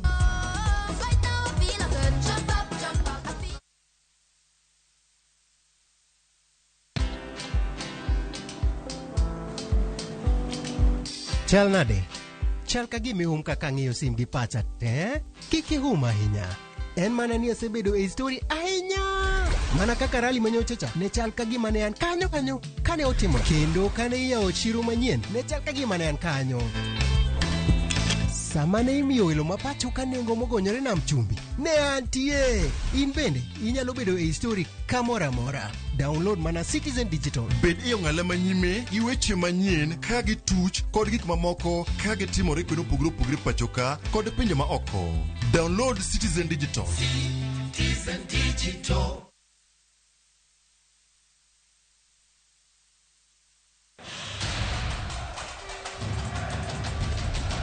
The World Cup fever is here with us. Nani atabeba kikombe? Will it be defending champions France, host country Qatar, five-time winners Brazil, Lionel Messi's Argentina, ama will it finally go home to England? We already have the games on shabiki.com. Weka prediction yako sahi when the odds are still high on who you think will win the World Cup. Ushinde chapa. Mapema ndio best. Strictly not for persons under the age of 18. Betting can be addictive. Play responsibly. Shabiki.com is authorized and regulated by the BCLB. License number 416. Shabiki.com.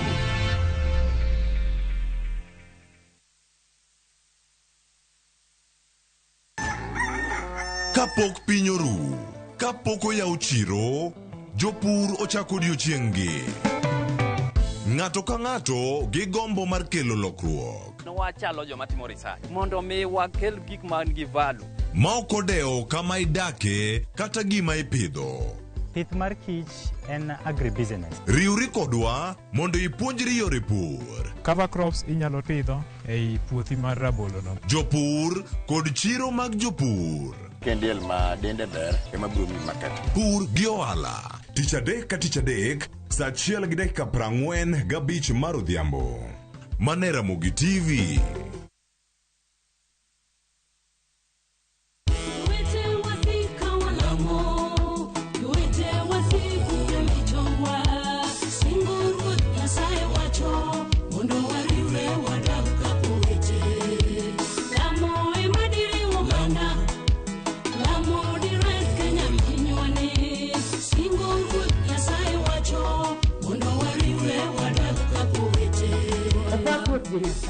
And Rosemary Ogonya ni mondi yudu wenda mar lamo kaka skiza code ni di mana *812 *784 hash *812 *784 hash.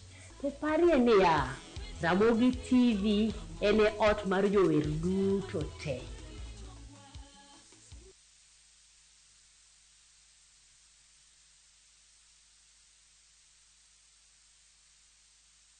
Gladys Boss, member for Wasingishu County and Deputy Speaker of the National Assembly.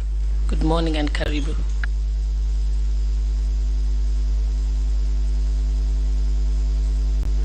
Thank you, Honorable Speaker. Kimani Shongo, Member of Parliament, Kikuyu. Yeah, my name is Opio Wandai, MP Ugunja. My name is Junet Mohammed, MP Suna East. My name is Owen Bayer, MP Kilifi North. Rehab Mukami, County MP Nyeri. My name is Ferdinand Kevin Onyonyi, Member of Parliament Kwanza, Trans Nzoia County, in the Republic of Kenya. Thank you. George Gitonga Murugara, Member Tharaka. Thank you, Professor. My name is David Kosing, MP Pokot South, West Pokot County. My name is Abdul Rahim Daud, MP for North Imenti in Meru County. Honorable Mission Boko, MP Likoni, Mombasa County. Nelson Rapwech, MP Belgut. To your left, Prof. Okay. Yeah. Thank you, Chair. Caleb Amisi, MP Saboti. Dido Raso, MP Saku. Abdi Shurie, MP Balambala, Garissa County. Mary Emase, MP Teso South. Stephen Mule, MP Matungulu. Aisula Lesuda, MP Samburu West. Thank you, honorable members. We also have the secretarial services led by the clerk of the House. I'll invite Florence to introduce her team.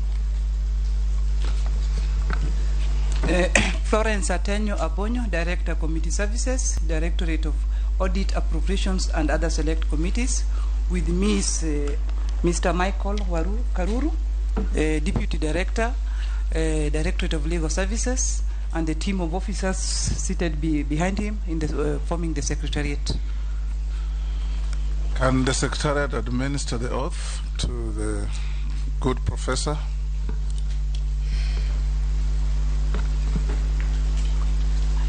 You have a choice between the Quran, the Bible, and affirmation depending on your faith.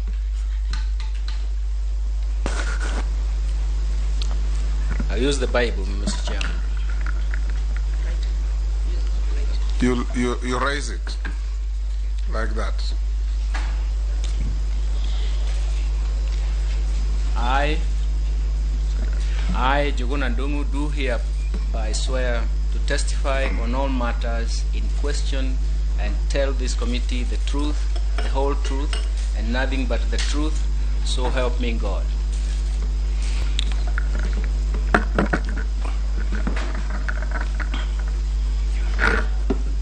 Professor, you have been nominated by His Excellency the President as the CS for National Treasure and Planning.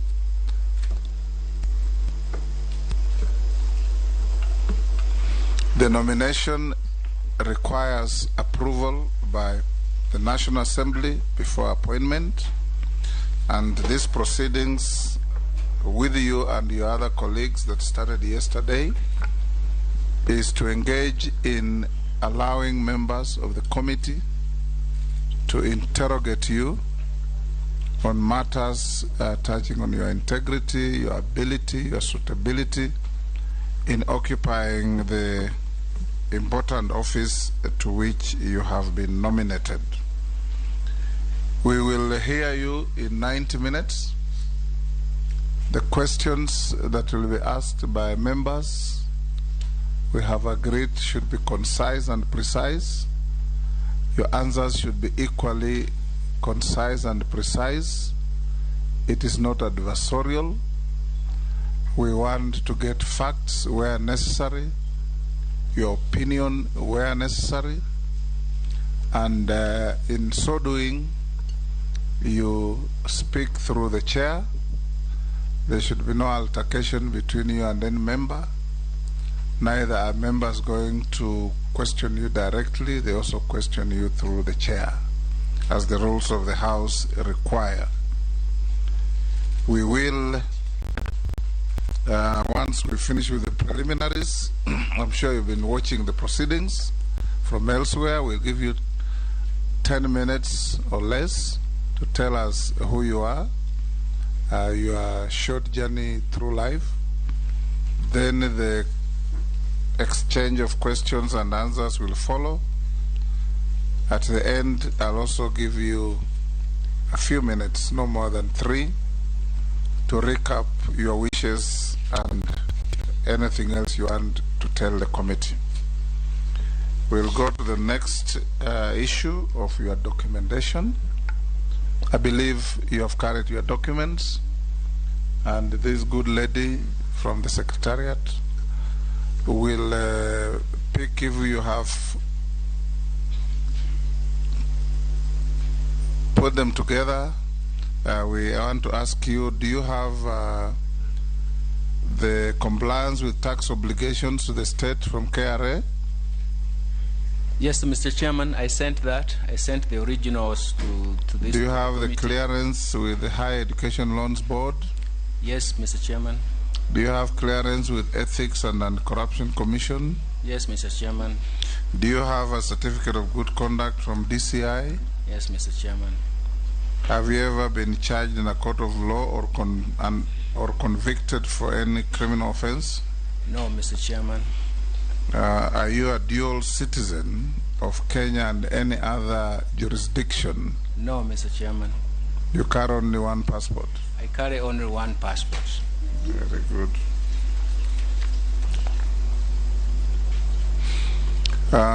As a matter of interest for the committee and the country, what is your net worth? I've registered my net worth is roughly about 950 million. 950 million. Kenya shillings or dollars? Kenya shillings. Currently I'm earning in dollars, but everything is translated in Kenya shillings. 950,000. 950 million. Kenya shillings.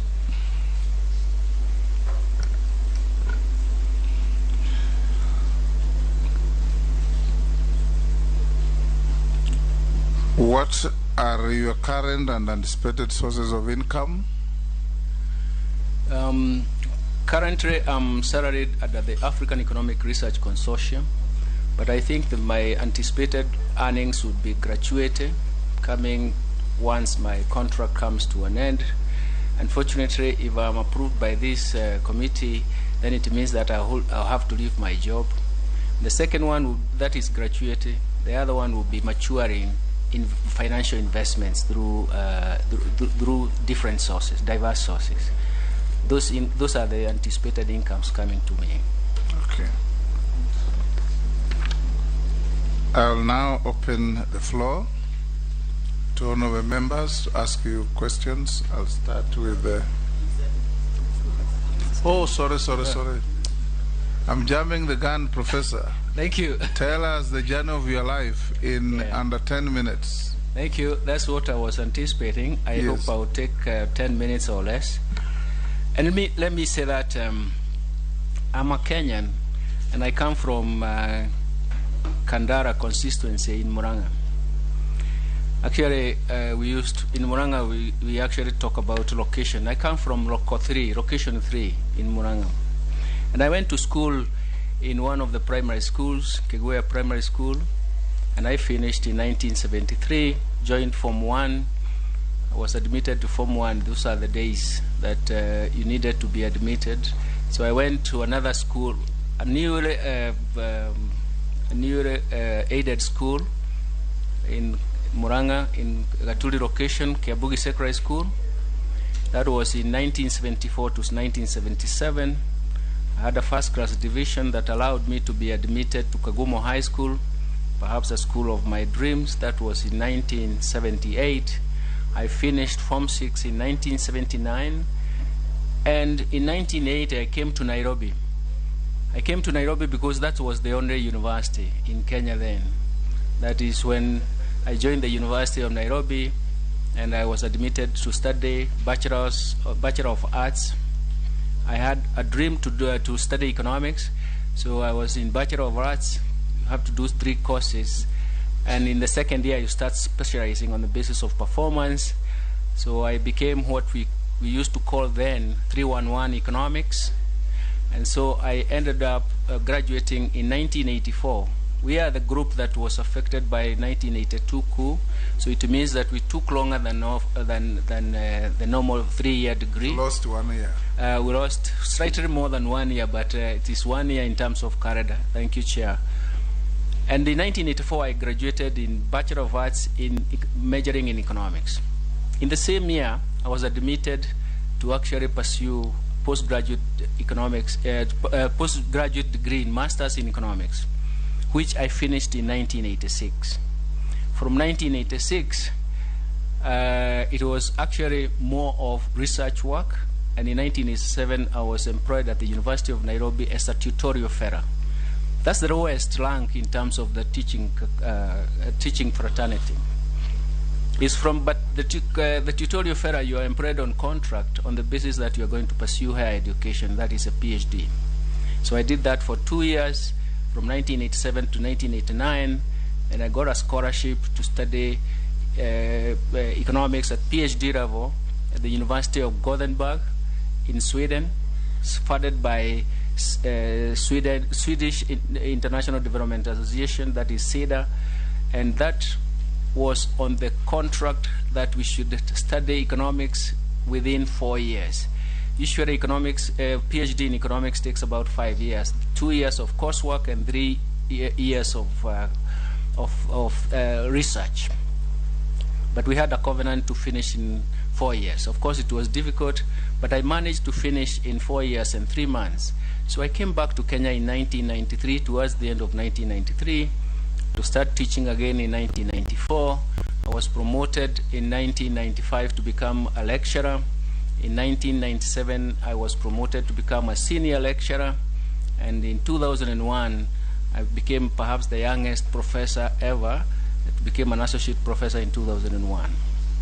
That is the journey in terms of my academia. I've continued to be a researcher, and all my areas of research has been quite macroeconomics. I've trained so many economists in Africa. But then, in 1999, let me take a small step back. I was recruited to go and help support the establishment of KIPRA. KIPRA is a national think tank. It's the Kenya Institute for Public Policy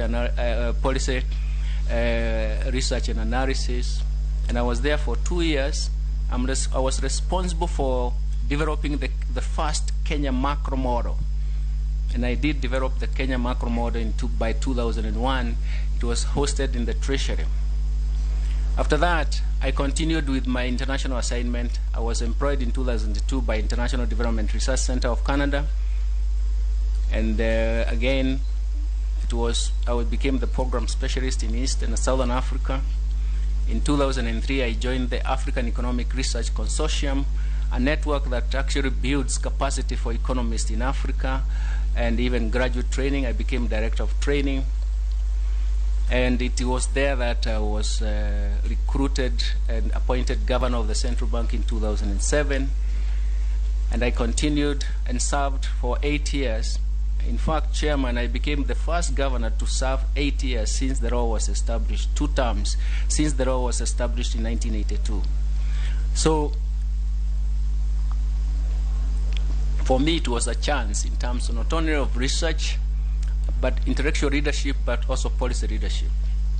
After that, after the tour of duty, I decided that I needed to take a break. I went to Oxford University for 1 year in terms of Bravatnik School of Government to talk more about public policy making. Then in there, I was also a senior advisor to several organizations, especially the United Nations Capital Development Fund and even Alliance for Better Than Cash Alliance. And again, in 2019, I was getting back and more into research and more into intellectual work. I was headhunted for African Economic Research Consortium, and I became the executive director. We support public universities in Africa to mount quality degree programs in economics. We have trained economists for the Ministry of Finance for many years, for the last 11 years. We have supported students in this area for many years, but we also provide frontier research in various topical policy issues. Maybe I'll have a chance to talk about some of them. That's where I am, and let me also mention that in the central bank, I remember I worked on 2 very prominent areas. One of them is to reformulate the monetary policy framework for Kenya. I do believe that the framework that I found there, I actually described it as an obsolete framework. And the second thing is that I pushed and defended M-Pesa until the fights with the banks, until it was concluded, and everybody believed that it was a very, very innovative product. Today, the world knows Kenya because of M-Pesa and all other products that have come in that improved the retail electronic payment system and platforms in banks is one of the examples. I stop there, Mr. Chairman, because the history can be long, but let me say I am that young boy who started in Location 3 in Gasharage in Kandara, and I'm now sitting here. Thank you very much. Sir, we'll now open the forum. We'll start with the deputy speaker. Professor Ndungu, I think I'll start by congratulating you for being nominated for the position of Cabinet Secretary for the National Treasury and Planning. I'll ask you a question that many Kenyans are asking. As it stands, the cost of living has risen, and many Kenyans are facing economic hardship. Also, the cost of basic commodities has skyrocketed and is beyond the reach of many Kenyans. Also, our debt now constitutes 67% of our nominal GDP, which comes to about 8.8 trillion, and that our debt service is at 1 trillion. What are the fiscal interventions we should adopt to bring down the cost of living? What will you do to ensure that the price of basic commodities become under control and within the reach of many Kenyans? And what will you do to ensure that the debt doesn't cripple our country? Thank you. Professor, you don't have to answer that. Record we do in batches of 4. Once you have 4 questions, you answer, then we take another 4 for better time management. Majority Leader. Thank you, Chair. Professor, you have indicated in your CV that you have served as Central Bank Governor. I would want to know how many banks collapsed under your watch as CBK Governor. 2, at the time you were CBK Governor, Professor, we have 2 sworn affidavits in our files, both deponents alleging that you were adversely mentioned in the sale of the Grand Regency Hotel, and you also face abuse of office charges involving irregular award of a 1.2 billion shilling security tender while serving as Central Bank Governor in 2014.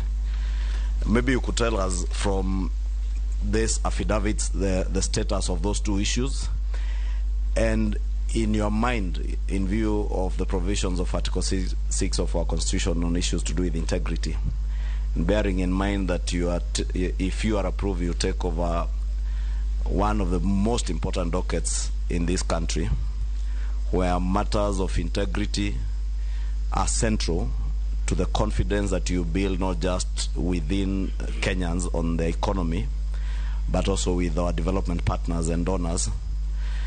Do you think, with such allegations being leveled against you, you are the right man for the job?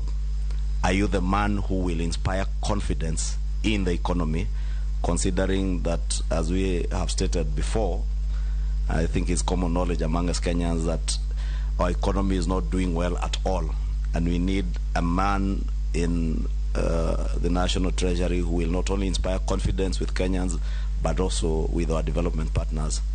Is that man really you, Professor, if there are allegations hanging over your head? Thank you. Honorable Speaker? Yes. Okay. One day. Yes, I just want to pick it up from where Honorable Ichung'wah has left, Professor Njuguna Ndung'u. You know, as someone who is being nominated to be in charge of the national coffers, national treasury, you should ideally, like Caesar's wife, be beyond reproach. Unfortunately, despite your stellar record in academia, your long stint in the CBK, on the face of it, leaves a lot to be desired. Honorable Ichung'wah has mentioned just 2 issues, because it would appear that during your time in CBK, every single mega project that you undertook was dogged by matters of corruption. He's talked about the issue of the shillings 1.2 billion security tender. I'm sure you know about that. And the other one was what? Yes. And the Imperial Bank collapse. The collapse of the Imperial Bank. But I will just jog a memory. Because this is very important that we get it right from the word go. This is one docket that we can't gamble for as a country. We cannot. In fact, it is on record that the person who held this docket previously, I think the second last person to hold it, Mr. Rotich, was sent home on the basis of even less, on the basis of allegations which are even less serious than the ones which seem to face you. Let me mention just 1 or 2. In the year 2012, the Public Accounts Committee of the National Assembly did indict you. In fact, it barred you from holding public office on account of irregular procurement of printing contract to De La Rue. I'm sure you remember that. It went further to recommend for serious investigations into your conduct, and that if criminal culpability would be established, should be taken to court and charged. You may want to update us on what became of this. That is very important. 2 is the issue of irregular sale of the Grand Regency Hotel in 2008, whilst you were at the helm of the Central Bank of Kenya. A report by the Commission of Inquiry into the sale of the Grand Regency Hotel, that was chaired by Justice Coker, as he was known then, found you guilty of flouting procurement rules. It also went ahead to accuse you of lacking transparency, honesty, good faith, and of other unprofessional actions. Serious accusations that, if you juxtapose with the tenets, the requirements of Chapter 6 of the Constitution and the Article 10 of the Constitution on values and principles of governance, then you would even wonder why you are before us, before clearing your name. It would be a travesty of justice and democracy and fairness. But I leave it at that. Yes. Yes, Junet. Thank you, Chair, for this opportunity. Chair, I want to put to the nominee that in 2011, the year 2011, when you were the CBK governor, Professor Ndungu, Parliament investigated you for collusion with commercial banks to weaken the Kenya shilling, which became the worst performing currency in the world then. Your failure to protect the shilling, coupled with your monetary policies, saw massive repatriation of US dollars from Kenya to money markets, which collapsed the money market in the Kenyan shilling. Even a Reuters, this survey, named you as one of the least effective bankers in Africa. With all these failures, what makes you so attractive to preside over Kenya's economy during even these harder times? And also, there is the issue of the collapsed Imperial Bank, Professor. The shareholders revealed in court filings that your spouse, Nancy Ndungu, exhorted the then managing director of the bank, the late Abdul Malik Jan Mohammed. The bank paid for a holiday in a luxurious hotel in Thailand. When these things came to light, you were in a hurry to liquidate the bank and cover up your role. That's the accusation they're saying in court. What's your response to that? And lastly, since you left the CBK, Professor, things have changed in this country. There was a new constitution that came in place, and the budget making process was taken to Parliament. Parliament is the one that, through the Budget and Appropriation Committee, is the one that looks into the budget of the country. We have had scenarios before, people who occupied the office before you, that office you are seeking, that who are forcing Parliament without listening to the parliamentary budget department, forcing Parliament to do things in a certain way which have become counterproductive. And they want Parliament to rubber stamp everything that they prepare at the Treasury. What's your take? What is the role of Parliament in the budget making process? Thank you. Professor, you can handle those mouthfuls. Thank you, Chair. And I really thank the questions that have come through. Let me take the same order they came through. Thank you, Deputy Speaker. I'm aware the cost of living and even hardships arising. And you can see that it is actually punctuated also by the overlapping multiple shocks that have hit the country, negative shocks. And negative shocks that are persistent are always very, very difficult to predict in terms of their magnitude, the quantum, and even direction. So in a sense, the world over is actually suffering from that. But we have a new dimension in the Horn of Africa, and especially in Kenya, because the drought effect is actually a very major supply side shock that drives domestic prices and also drives energy prices. And this is where the pain, most pain is coming from. I do recall one time in my presentation to the Parliament, I argued that the then Parliamentary Committee in Finance, that we need to create buffers in the economy so that when there are supply side shocks, we can actually at least mitigate in the short term. And those buffers, for example, related to food security. Of course, it's expensive to store cereals for a long time, but the best thing is actually to have resources to do that, to buy at that particular time. Energy resources, that is petroleum backups. And then, of course, we should have buffers in terms of fiscal space. And finally, we should have buffers from the central bank in terms of foreign exchange reserves. Those are four main buffers that can help us navigate in the short term. But unfortunately, when the shock hits us, for example, right now, if you look at that, it's only perhaps the central bank which has foreign exchange reserves. And you can see that essentially it's going to be problematic. But then, what we really need is actually fiscal intervention to create some space and even to save lives.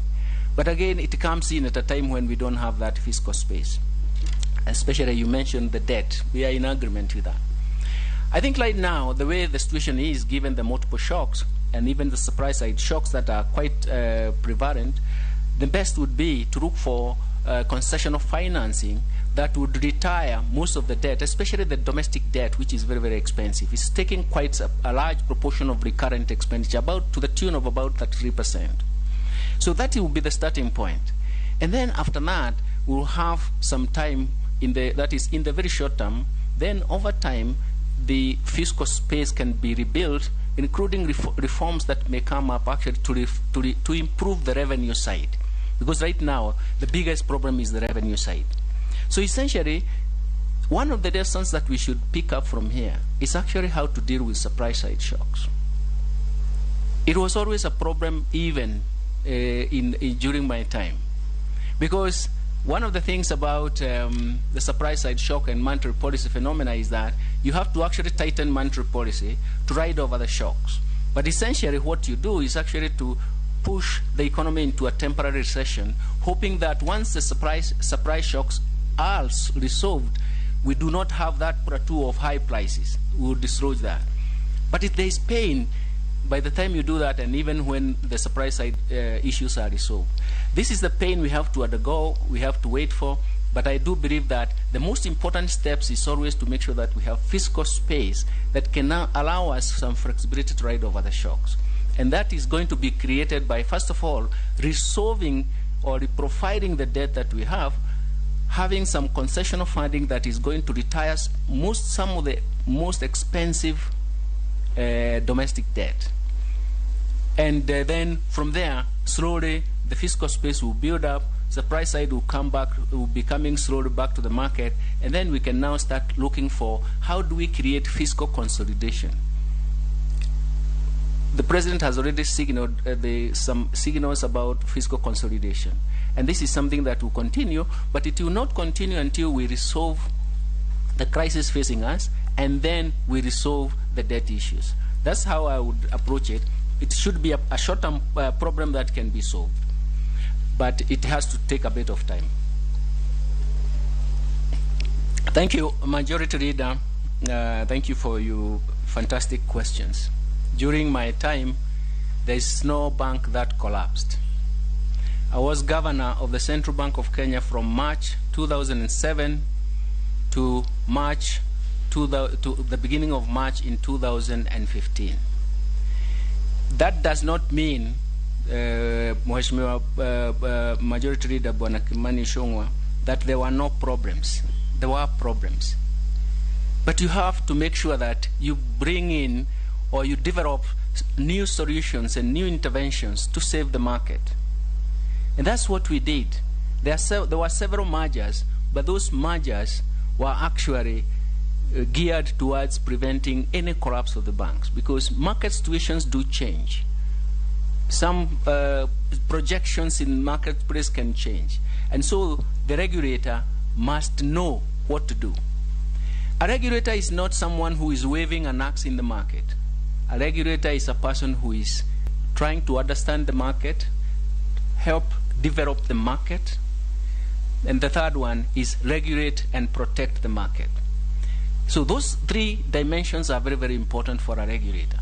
And that is what I did for most of the time that I was there. Now, of course, the affidavits that have come up, let me comment on them. One, the first point I would like to make, Mr. Chairman and honorable members who have asked this question, is that we want to stop at the first point of just mentioning what it is. We don't want to go further and see what has happened. The case, for example, for the procurement, I fought it through the courts to the Court of Appeal, and there was a judgment. The case of Grad Regency, I think the statement is that I was adversely mentioned. I was an agent of government, and this was a government-to-government sale, and I was the one to negotiate and to receive the payment, which was actually received by the government. And for your information, the end result was that it gained 3.114 billion shillings that was actually used in Lamu to dredge the port. The idea in government then was that such recovery from corruption proceeds should be used in fixed investments that would give Kenyans perpetual benefits, and that is how it was allocated there. There was a commission of inquiry that was started, but it was supposed to check whether the sale was appropriately done. Now, the whole issue was, how was it appropriately done? According to that commission, it valued the hotel at 1.8 billion. Then the question they were asked, what about the central bank? How did it value the hotel? It was at 2.2 billion. And then how much was the hotel sold by the central bank? It was sold at 2.8 billion. The difference between 2.8 billion and 3.114 is because of the retained earnings during the operations. So in a sense, it was value for money, and that was what the committee was supposed to establish. Let me state this, Mr. Chairman, with all due respect, that we are, and especially for me, I've been a victim of abuse of the criminal justice system. For example, the procurement that has been mentioned, the whole idea was to get Jogona Dungu out of the central bank. How do you do it? That's why even if you go to the records, you will just be embarrassed, the kind of facts. Now, the biggest problem I have, Bwana Ishongwa and the others who have asked the question, is that the National Human Rights Commission, the Kenya National Human Rights Commission, and the Transparency International should be coming to our aid as victims of abuse of the criminal justice system. But they are coming here to make us the victims. It's quite a paradox. It's actually extremely. I would like maybe to invite people to read even the judgment, even the Commission of Inquiry on Grad Regency. It's so interesting that they find it that they become also a victim. It is something that we may want to check out, Mr. Chairman. It's something that we have to rethink about the mandate of some of these institutions, and it's something that we need to correct from the very beginning. Sorry, Chair. Yeah. Sorry to interrupt the good professor, but I feel he is on a tangent now to blame the petitioners. I just wanted him to clarify, because that was my question, Professor. In the interest of the country and the economy, we want to, if we approve you, to approve someone that will be confident has no issues of integrity hanging over his head. And the opportunity now you have is to make that clear. And that's why I asked the status of the Grand Regency, which I have heard you've clearly stated that you were exonerated by the commission of inquiry. Well, I hear my colleague saying no. So we want to know what was the status. Okay. What is the status of the charges on the 1.2 billion tender? You know, it's good to say it went to court, all the way you fought it to Court of Appeal. Thank you. What was the verdict? Thank you for clarifying. Yes, the tender issue. Let me first of all say that it was very clear that CEOs are not involved in the procurement. Their work is only to appoint the procurement committee. And that matter went all the way to the appeal, and they showed that the problem was the procurement committee of the central bank, and I was vindicated. I had no role to play. The grad regency, again, is an issue. I have shown that the government position was that the proceeds would be invested, and they were already invested in that case. And maybe I can go to, so in actual fact, my role was very, very clear as an agent.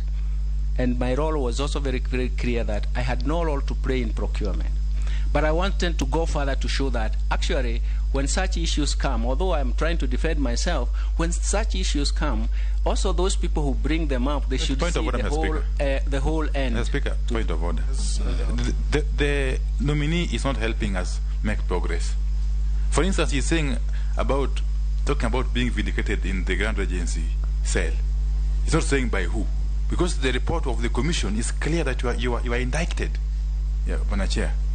Thank you, Mr. Chairman.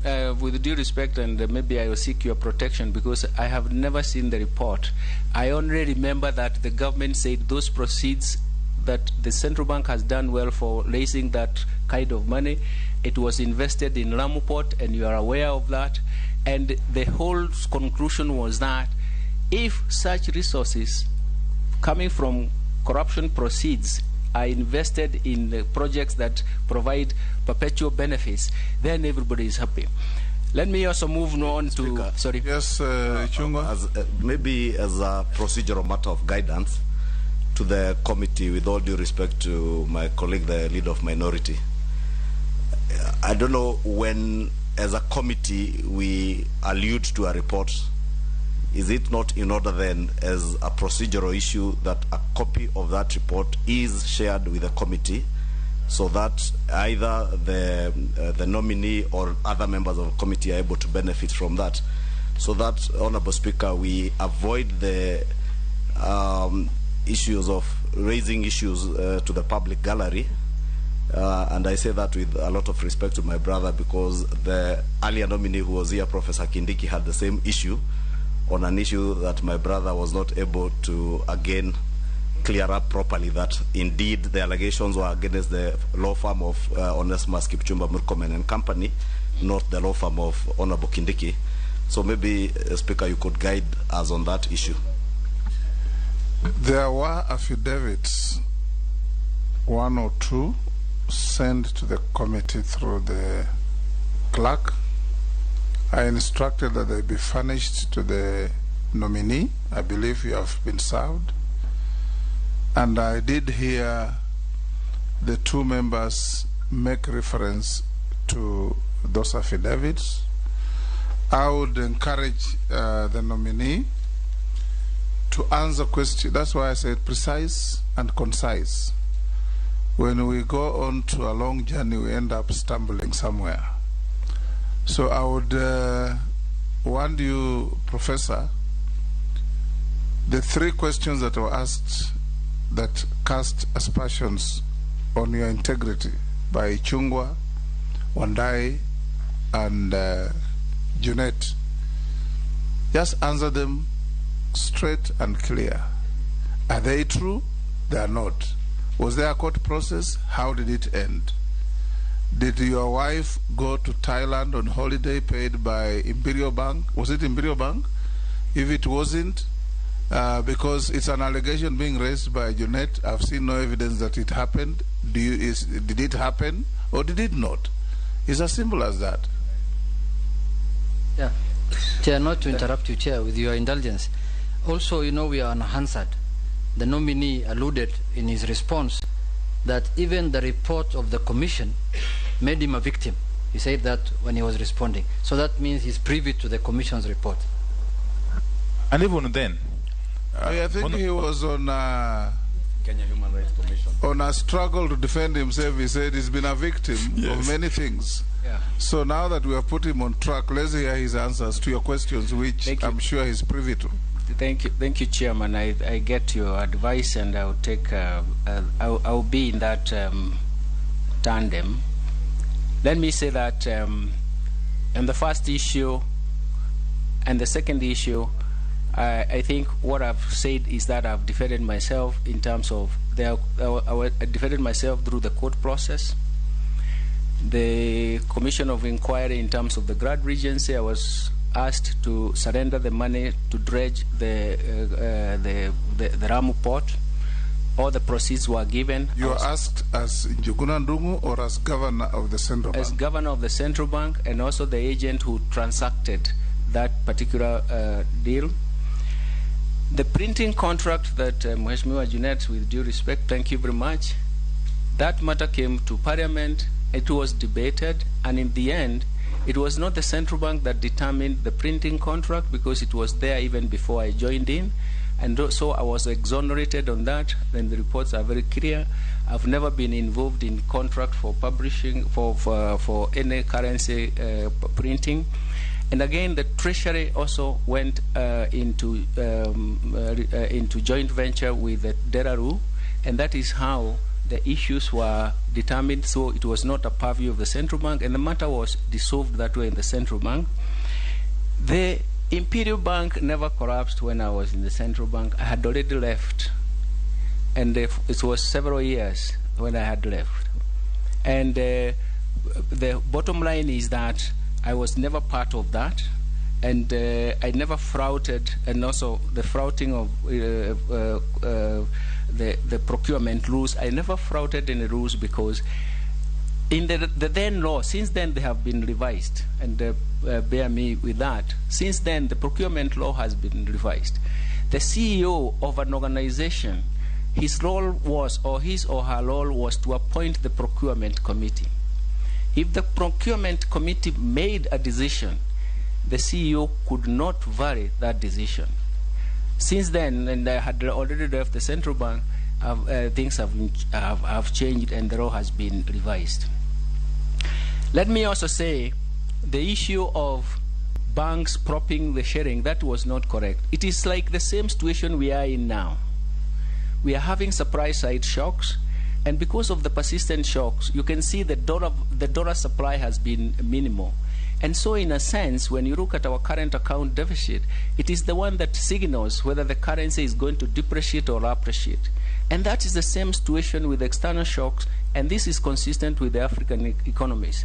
Again, we went through the motion with a special parliamentary committee on that, and we dissolved the matter that actually this was the preference. That is why, Mr. Chairman, I mentioned that I had issues with saying, how do we create buffers that help us to mitigate short-term shocks? And the whole issue, then the whole issue of Imperial Bank and my wife going to Thailand, this is a paid service. It was an agent of that company that was giving those the services, and it was paid. Did you hear what he asked? Yes. He said, or rather he alleged, that in certain proceedings, the former owner of Imperial Bank alleged that he paid for an expensive holiday for your family. When you learned of it, you cut short the holiday, came back, and collapsed the bank. That's what he alleged. Yes, and that's what you should respond to. Thank you, Chairman. The bank collapsed in 2017, and I was not governor then, and I was even away from the country. I was working from outside the country. So it did not collapse in when I was governor. Thank you, Chairman.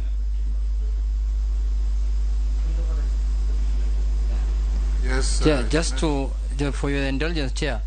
You see, two issues, Chair. The issue of the shilling that I raised, it is true that the scenario looks like now. But Chair, just as a supplementary question, the shilling now is stuck at that level.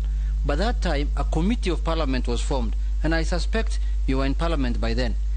Then after the investigation of parliament ended in a month or a month and a half, the shilling came back from 120, came back to 90. So it looked like a setup. Then lastly, Chair, did the trip to Thailand happen or did it not happen, in spite of the bank collapsing in 2017? Thank you, Chairman.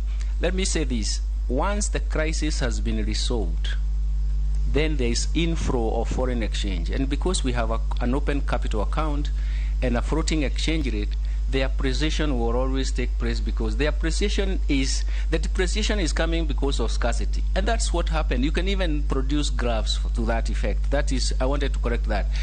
The trip to Thailand took place in 2014.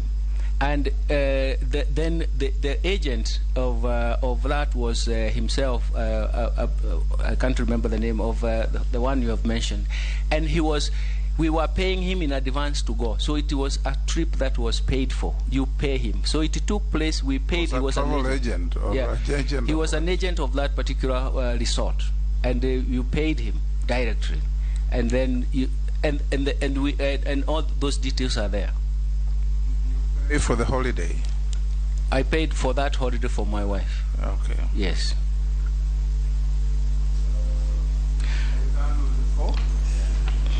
We now have another batch of 4.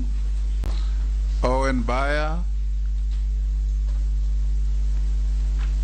Gikaria, Mule, Emase.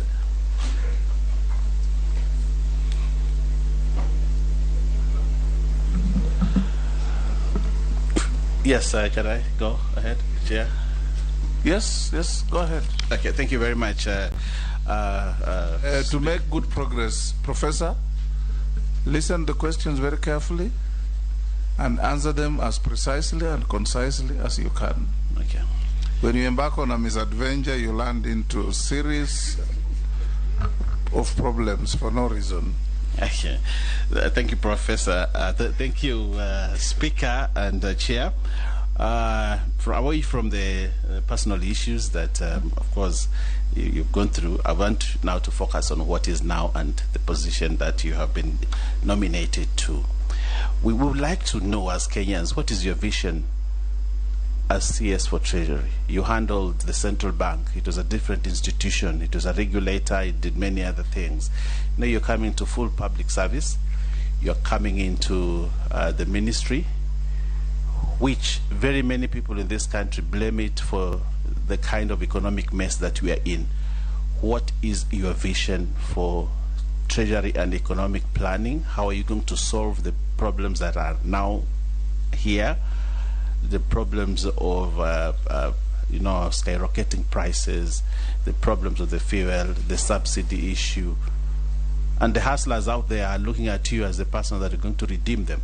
How are you going to do this? What is your vision? If we know your vision, we'll be able to know where you will take us, and that you'll have less of the issues that you had at Central Bank.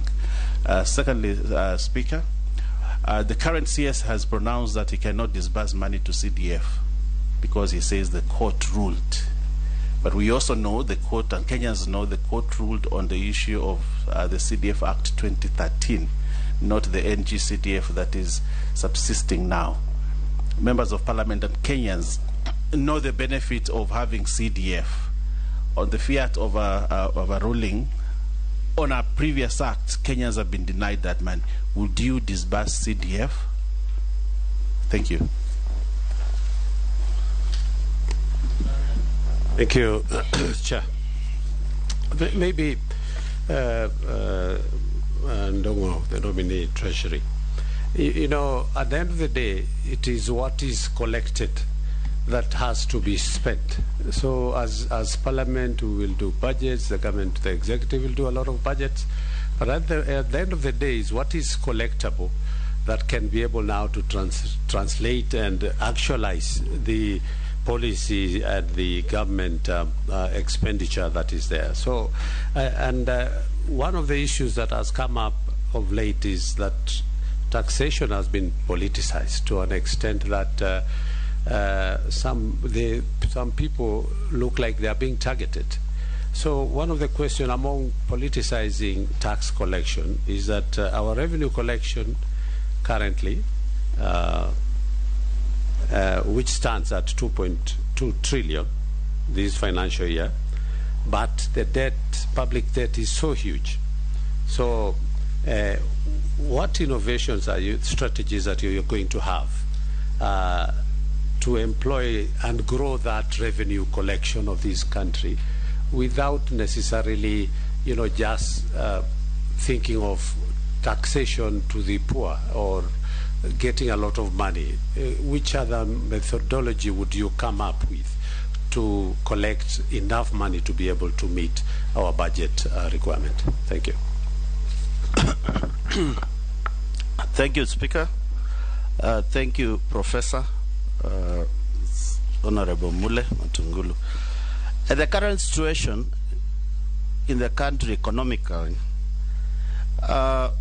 we are under serious distress of hardship economically, and we would wish to hear from you as the person to turn around the situation.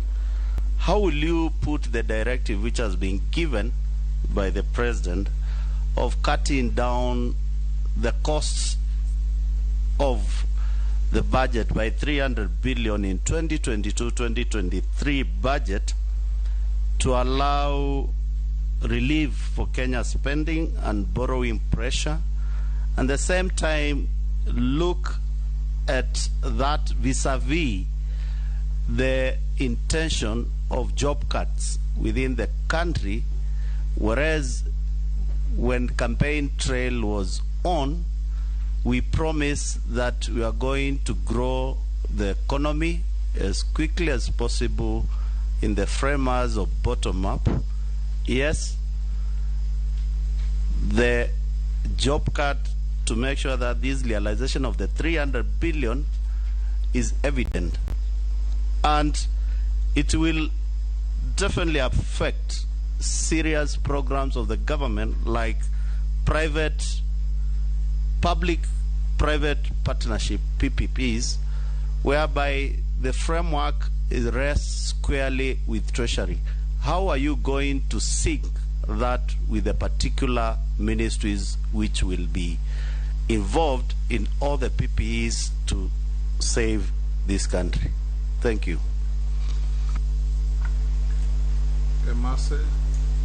Thank you. To the nominee, what is your take on the President's push for the National Social Security Fund contribution to be enhanced, considering the hard times where every Kenyan is concerned about the rising cost of living? What's your take on that? Professor, you can answer those four, then we take another batch. Thank you so much, Chairman. I'm very sorry also for moving into different direction. Perhaps it's the teacher in me. I never left anything ununderstood, because that is my, but I'll try to be as precise as possible. Thank you so much, Mheshimiwa Owen Baya, for that question. The vision for Kenya. We do know that we have very serious short-term constraints. But let me say that in terms of the vision, I can pinpoint 4 areas that we are going to work on, and obviously those areas are going to give us a very strong economy from the medium term to long term, once we solve the short-term constraints. And the first one, being brief, is actually that we have to start by protecting private investments. And this is the whole area of human capital development. Our education system, for example, our health system, the health infrastructure has been devoured by COVID-19. We didn't anticipate the extent to which our health infrastructure can be tested. Not even beyond even what we have health financing. And the third aspect of that is actually nutrition outcomes. And this is actually, again, food markets and how we can actually grow the human capital development arena. That for us is going to be very important, and it starts from fixing the problems in health, in education, and in food systems, which will improve the nutrition outcome. That's one whole bucket of where we have to do some major issues in the medium term. The second one, which need to start when everything, even when things are as severe as they are, is, Mr. Chairman, to develop, to regulate, and protect markets. And this is where things have gone wrong, and I'm sure, Mheshimiwa Baya, you can also come up with so many examples. If markets are not properly governed, then it means that they cannot distribute the economic rent in the marketplace. If we don't develop the markets, then most people are not going to reach the markets. To give you an example, it is markets provide signals, especially for increased production downstream and productivity downstream. That is the bottom of the people who are working there, be it in agriculture, be it in another sector. But what you see upstream is increased incomes. So it means that we can actually, in the very short term, try to start fixing markets. And for me, that is a very major issue. Let me tie the second point also. The third point is also tied to what my dear sister asked in terms of, my friend asked about the current situation. The third area is actually domestic resource mobilization. We have, this is a family of instruments that we can actually optimize the tax instruments, for example. He talked about even criminalizing taxation. It's because we need to optimize taxation, tax instruments. And we need to come up and develop the family of instruments in the domestic resource mobilization space to improve our revenue base. But then coming back to you, I remember the last time I visited this issue was 2001. I was analyzing how to optimize taxation on excisable products, and one of them was alcohol. And I showed that you can actually optimize it by knowing that if you go, every tax system has a lava curve. You can actually optimize if you know exactly the demand structure of the product. So our tax system and even tax instruments can be optimized on the basis of the structure of the targeted product that they are getting. And that is consistent with the question that was asked by Bwana Rukaria. It means we can build the base. And finally, in this space, Bwana Mbaya, and the questions that have been raised, I do believe that we have succeeded in the digital evolution. We have taken part in that. The digital evolution has worked for us. Everybody is now talking about the fourth industrial revolution. The beauty about it is that it is going to coordinate all the other factors that I've mentioned. The protecting the private investment, developing, protecting and regulating markets, domestic resource mobilization will be coordinated by the digital space and the fourth industrial revolution. We are going to see a lot of that. These issues need not wait for us to resolve the crisis. They will start in earnest. But let me tell you that they are going to spin the economy, and we are going to see a lot of benefits. That means that I have also looked at the issues, Mheshimiwa Rukaria, you have mentioned. Thank you very much. And the most important thing is to make sure that I'm not going back to the history of creating social contracts. I'm in the quadrant of saying, actually, you can raise incentives for you paying taxes if taxes are not high enough for you to dodge them. You know, the other day, Mr. Chairman, I asked the KRA, why do you believe that high tax rates will give you high tax revenue, whereas the whole world knows that that's the converse? And we are back to the question that is being raised. Let's look at every tax instrument in terms of how we can optimize it. And Mheshimiwa Mule, thank you very much for your questions. The economic situation is terrifying. The four issues that I have identified are very, very important for us to turn around. But we turn around with also two very important points. One of them is actually how to strengthen our institutions. Be they the institutions that regulate the market, the institutions that protect the market. There are two very important characteristics of institutions that I work for and I really like to achieve. One of them is to define the legal framework or the rules of the game. And the second one is actually to define appropriate incentives. And a combination of the legal framework and appropriate incentives, that is the reward system, you are rewarded when you do well, you are penalized when you do badly. It's consistent with the issues that Mheshimiwa Junet was raising and Bwana Ishongwa. Then you are going to encourage prudent behavior in the marketplace. This is where we are, and that is how things will work and will work positively. I do believe that some of these are medium-term solutions, but most of them are short-term. We start now in creating a very important base, and we'll get there. So thank you very much, Chairman. Mr. Bach. Man, on the question of CDF, I didn't hear anything. Professor. It's the CDF. Yes, CDF. I was conscious. And it is so easy. Yeah, Are you one? Thank you. I don't want us to go academic again. He said CDF is very important. Even the head of state has acknowledged that. If and when you are confirmed as Minister for the Treasury, are you going to honor, respect, and disperse CDF to Parliament? Thank you, Chairman. You have made it very clear for me. But I will be guided by the law, and I will abide by the law, because essentially that is what we'll do. But I will honor that as per the law demands. Thank you very much. Yes. Now, yes, there's a point of... Yes, Speaker, allow me to, Chair, now let me call you Speaker because you are Speaker, allow me I'd rather you seek clarification other than point of order, because this is not a debate. Okay. Yes. Well guided. Clarification. What did the professor say about CDF?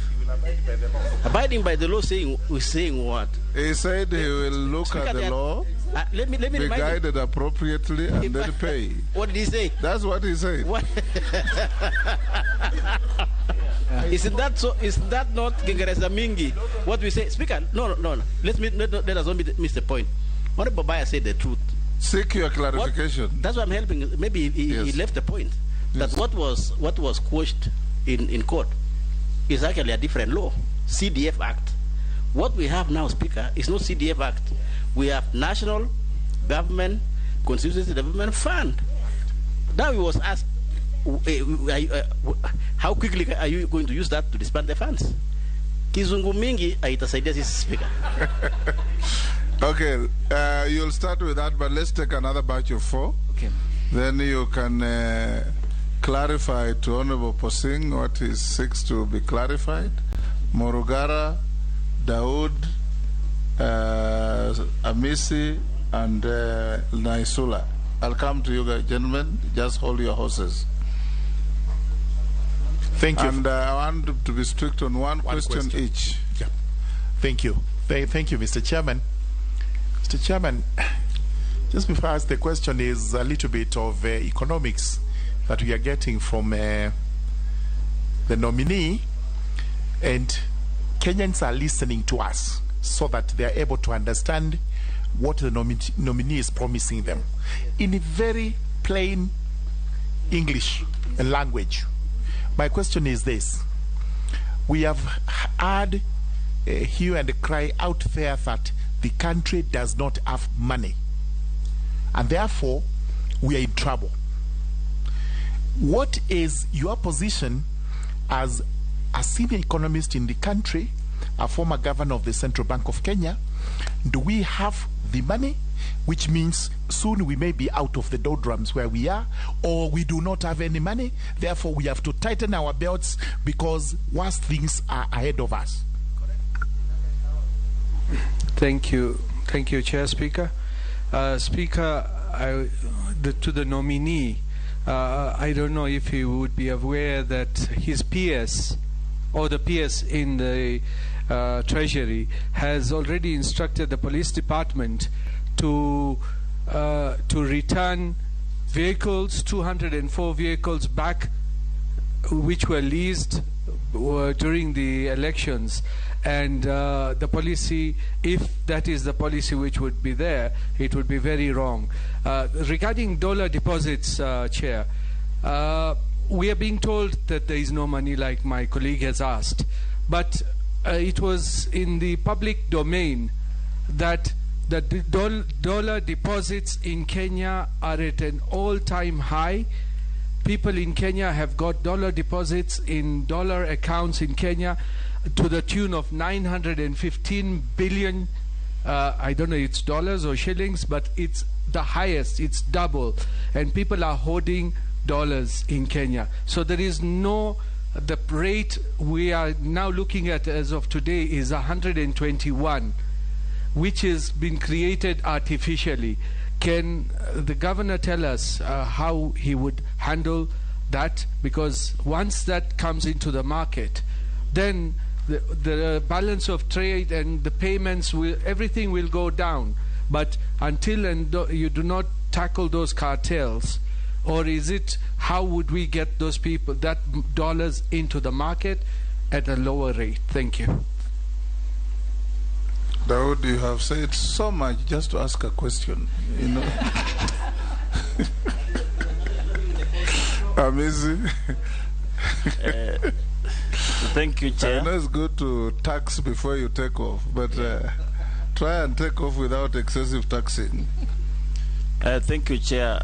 Chair, this is a position that Kenyans are waiting for, because even the occupant of this position is required to exercise the highest epitome of financial management.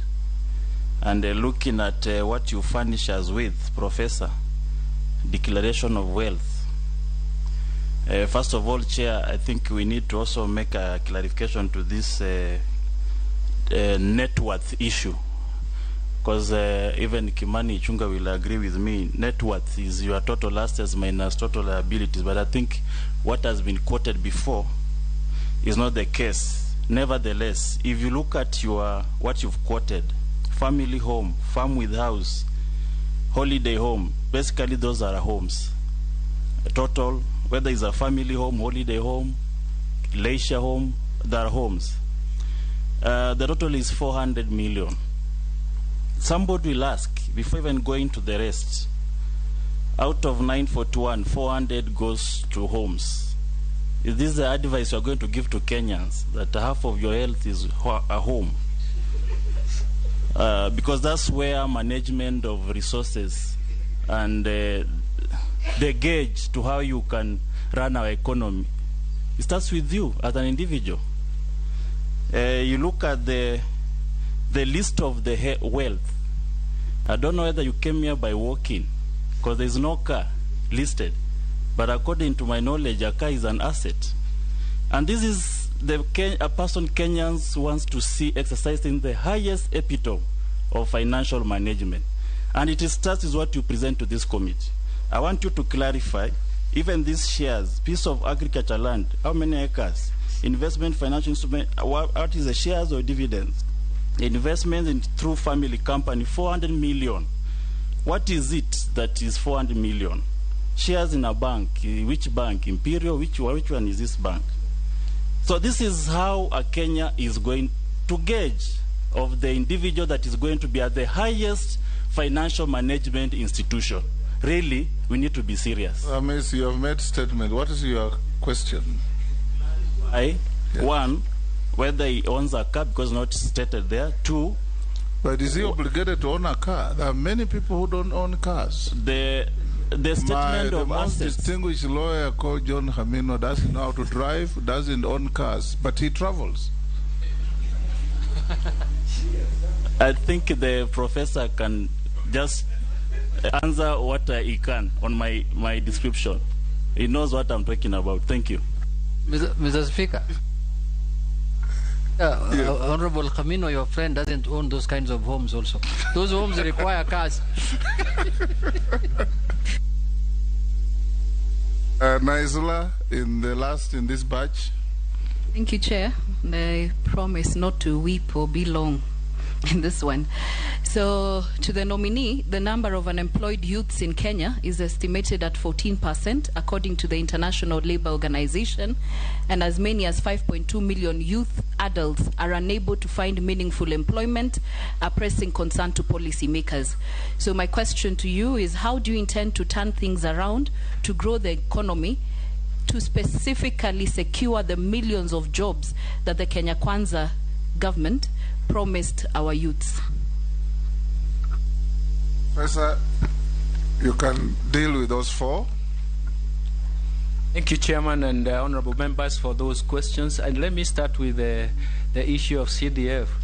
And I said that I'll be guided by the law, because we have to say the commitments must be made. But of course, they must be consistent with the law. Mheshimiwa Junet actually said there have been a finance committee that has also been talking to the Treasury. They cannot spend more than they are allowed by the law. So we'll be consistent with the law. That is my answer. I don't know which laws the court ruling is a question of checking on that and saying that are we, and we are going to consult also in the relevant organizations of government so that everything is clear. But we cannot fail to honor if the law also permits that. That's my simple answer for that. And thank you very much, Mheshimiwa Murugara. I think I do understand, and we are starting from a very difficult situation. And so, when you are in a difficult situation, how do you get out of the difficult situation? His Excellency the President has been using a very nice phrase of, if you find yourself in a hole, stop digging, try to get out. So essentially, there are some short-term issues that we deal with. That's why I started by saying the current thinking by the government right now, which I buy quite a lot, and I have a lot of discussions with the donors. We were, for example, with the donors who are providing food relief, we argued that we may need concessional borrowing, which will help us remove the very expensive domestic debt. And then once that is done, the fiscal space will start building, and then we can start signaling fiscal consolidation. If the government doesn't have fiscal space, it means that it cannot finance development. That's the main issue, and that is the main spin that we want to make sure that we have. If I had the time, one day I can talk about the crowding out, because it actually affects everyone. So it's something, but how do we resolve it? It's actually coming back to trying to create fiscal flexibility by the government so that it will do that.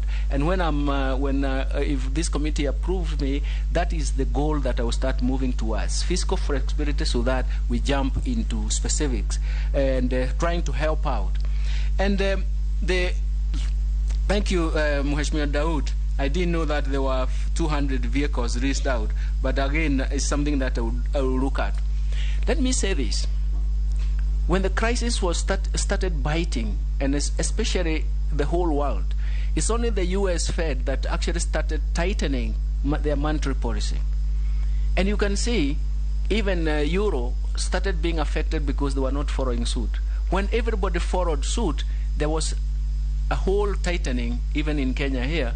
And so the signaling is that there will be scarcity of dollars. So the dollars that you mentioned in terms of deposit, they are owned by individuals. And so everybody moves into a different direction because they are anticipating that there will be tightening. So the whole issue is to say, once the crisis is over, we are going to see dollar flows. The other day I was talking even to several farms, like even tea exporters. They are stockpiling their quantity.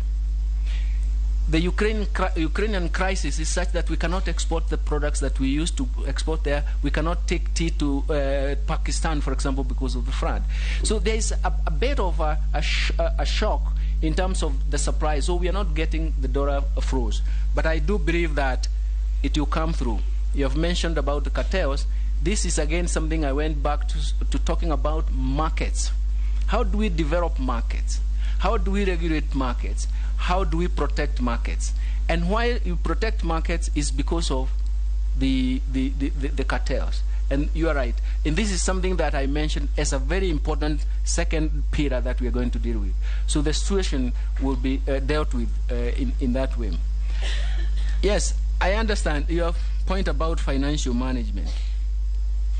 If you are an investor, you look at what is the appropriate returns at a particular time, and you change over time. What I was required to provide is my net worth given the current situation. Why do people invest in homes? Because they have safe returns. If tomorrow manufacturing sector is better, we will invest there. As an investor, and this, by the way, is a whole congregate of my family and myself, including the cars that we own. We did not break them down. Okay? I came here with a company car, which is an international organization, so essentially that's why you didn't find specifics. But the most important thing is to tell you that even yourself, you'll wake up tomorrow to invest on the basis of the returns that you see. If the information in the market shows that you're going to get into a loss, you are going to change your investment pattern. So if I observe your investment today, they will be different with the next 10 years to come. And that is the composition. That is what it is all about. Once we create a boom in other sectors of the economy, we'll find everybody flocking into those areas and start earning economic rents from them.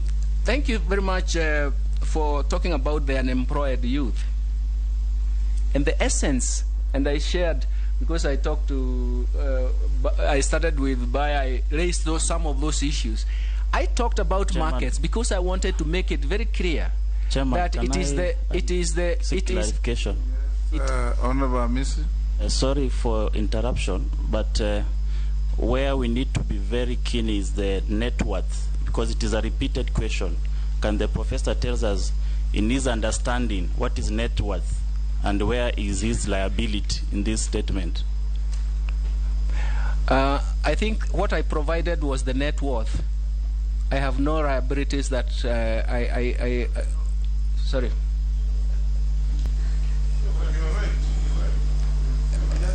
I calculate. By the time I move out, I am asked for the net worth. That is what I computed and provided. Yeah. Then I wanted to go back to the youth issue, because the youth issue is very, very important.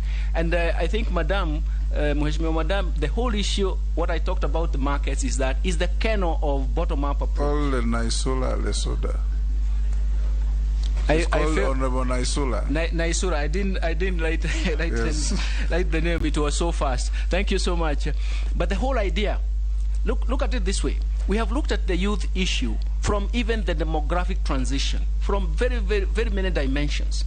But we do believe, and I strongly believe, and I agree with the government here, and the bottom-up approach is that once we structure the market, once we develop different markets in different segments of the economy, and once we actually protect those markets and govern them well, then it means that you can join in the market and make a living.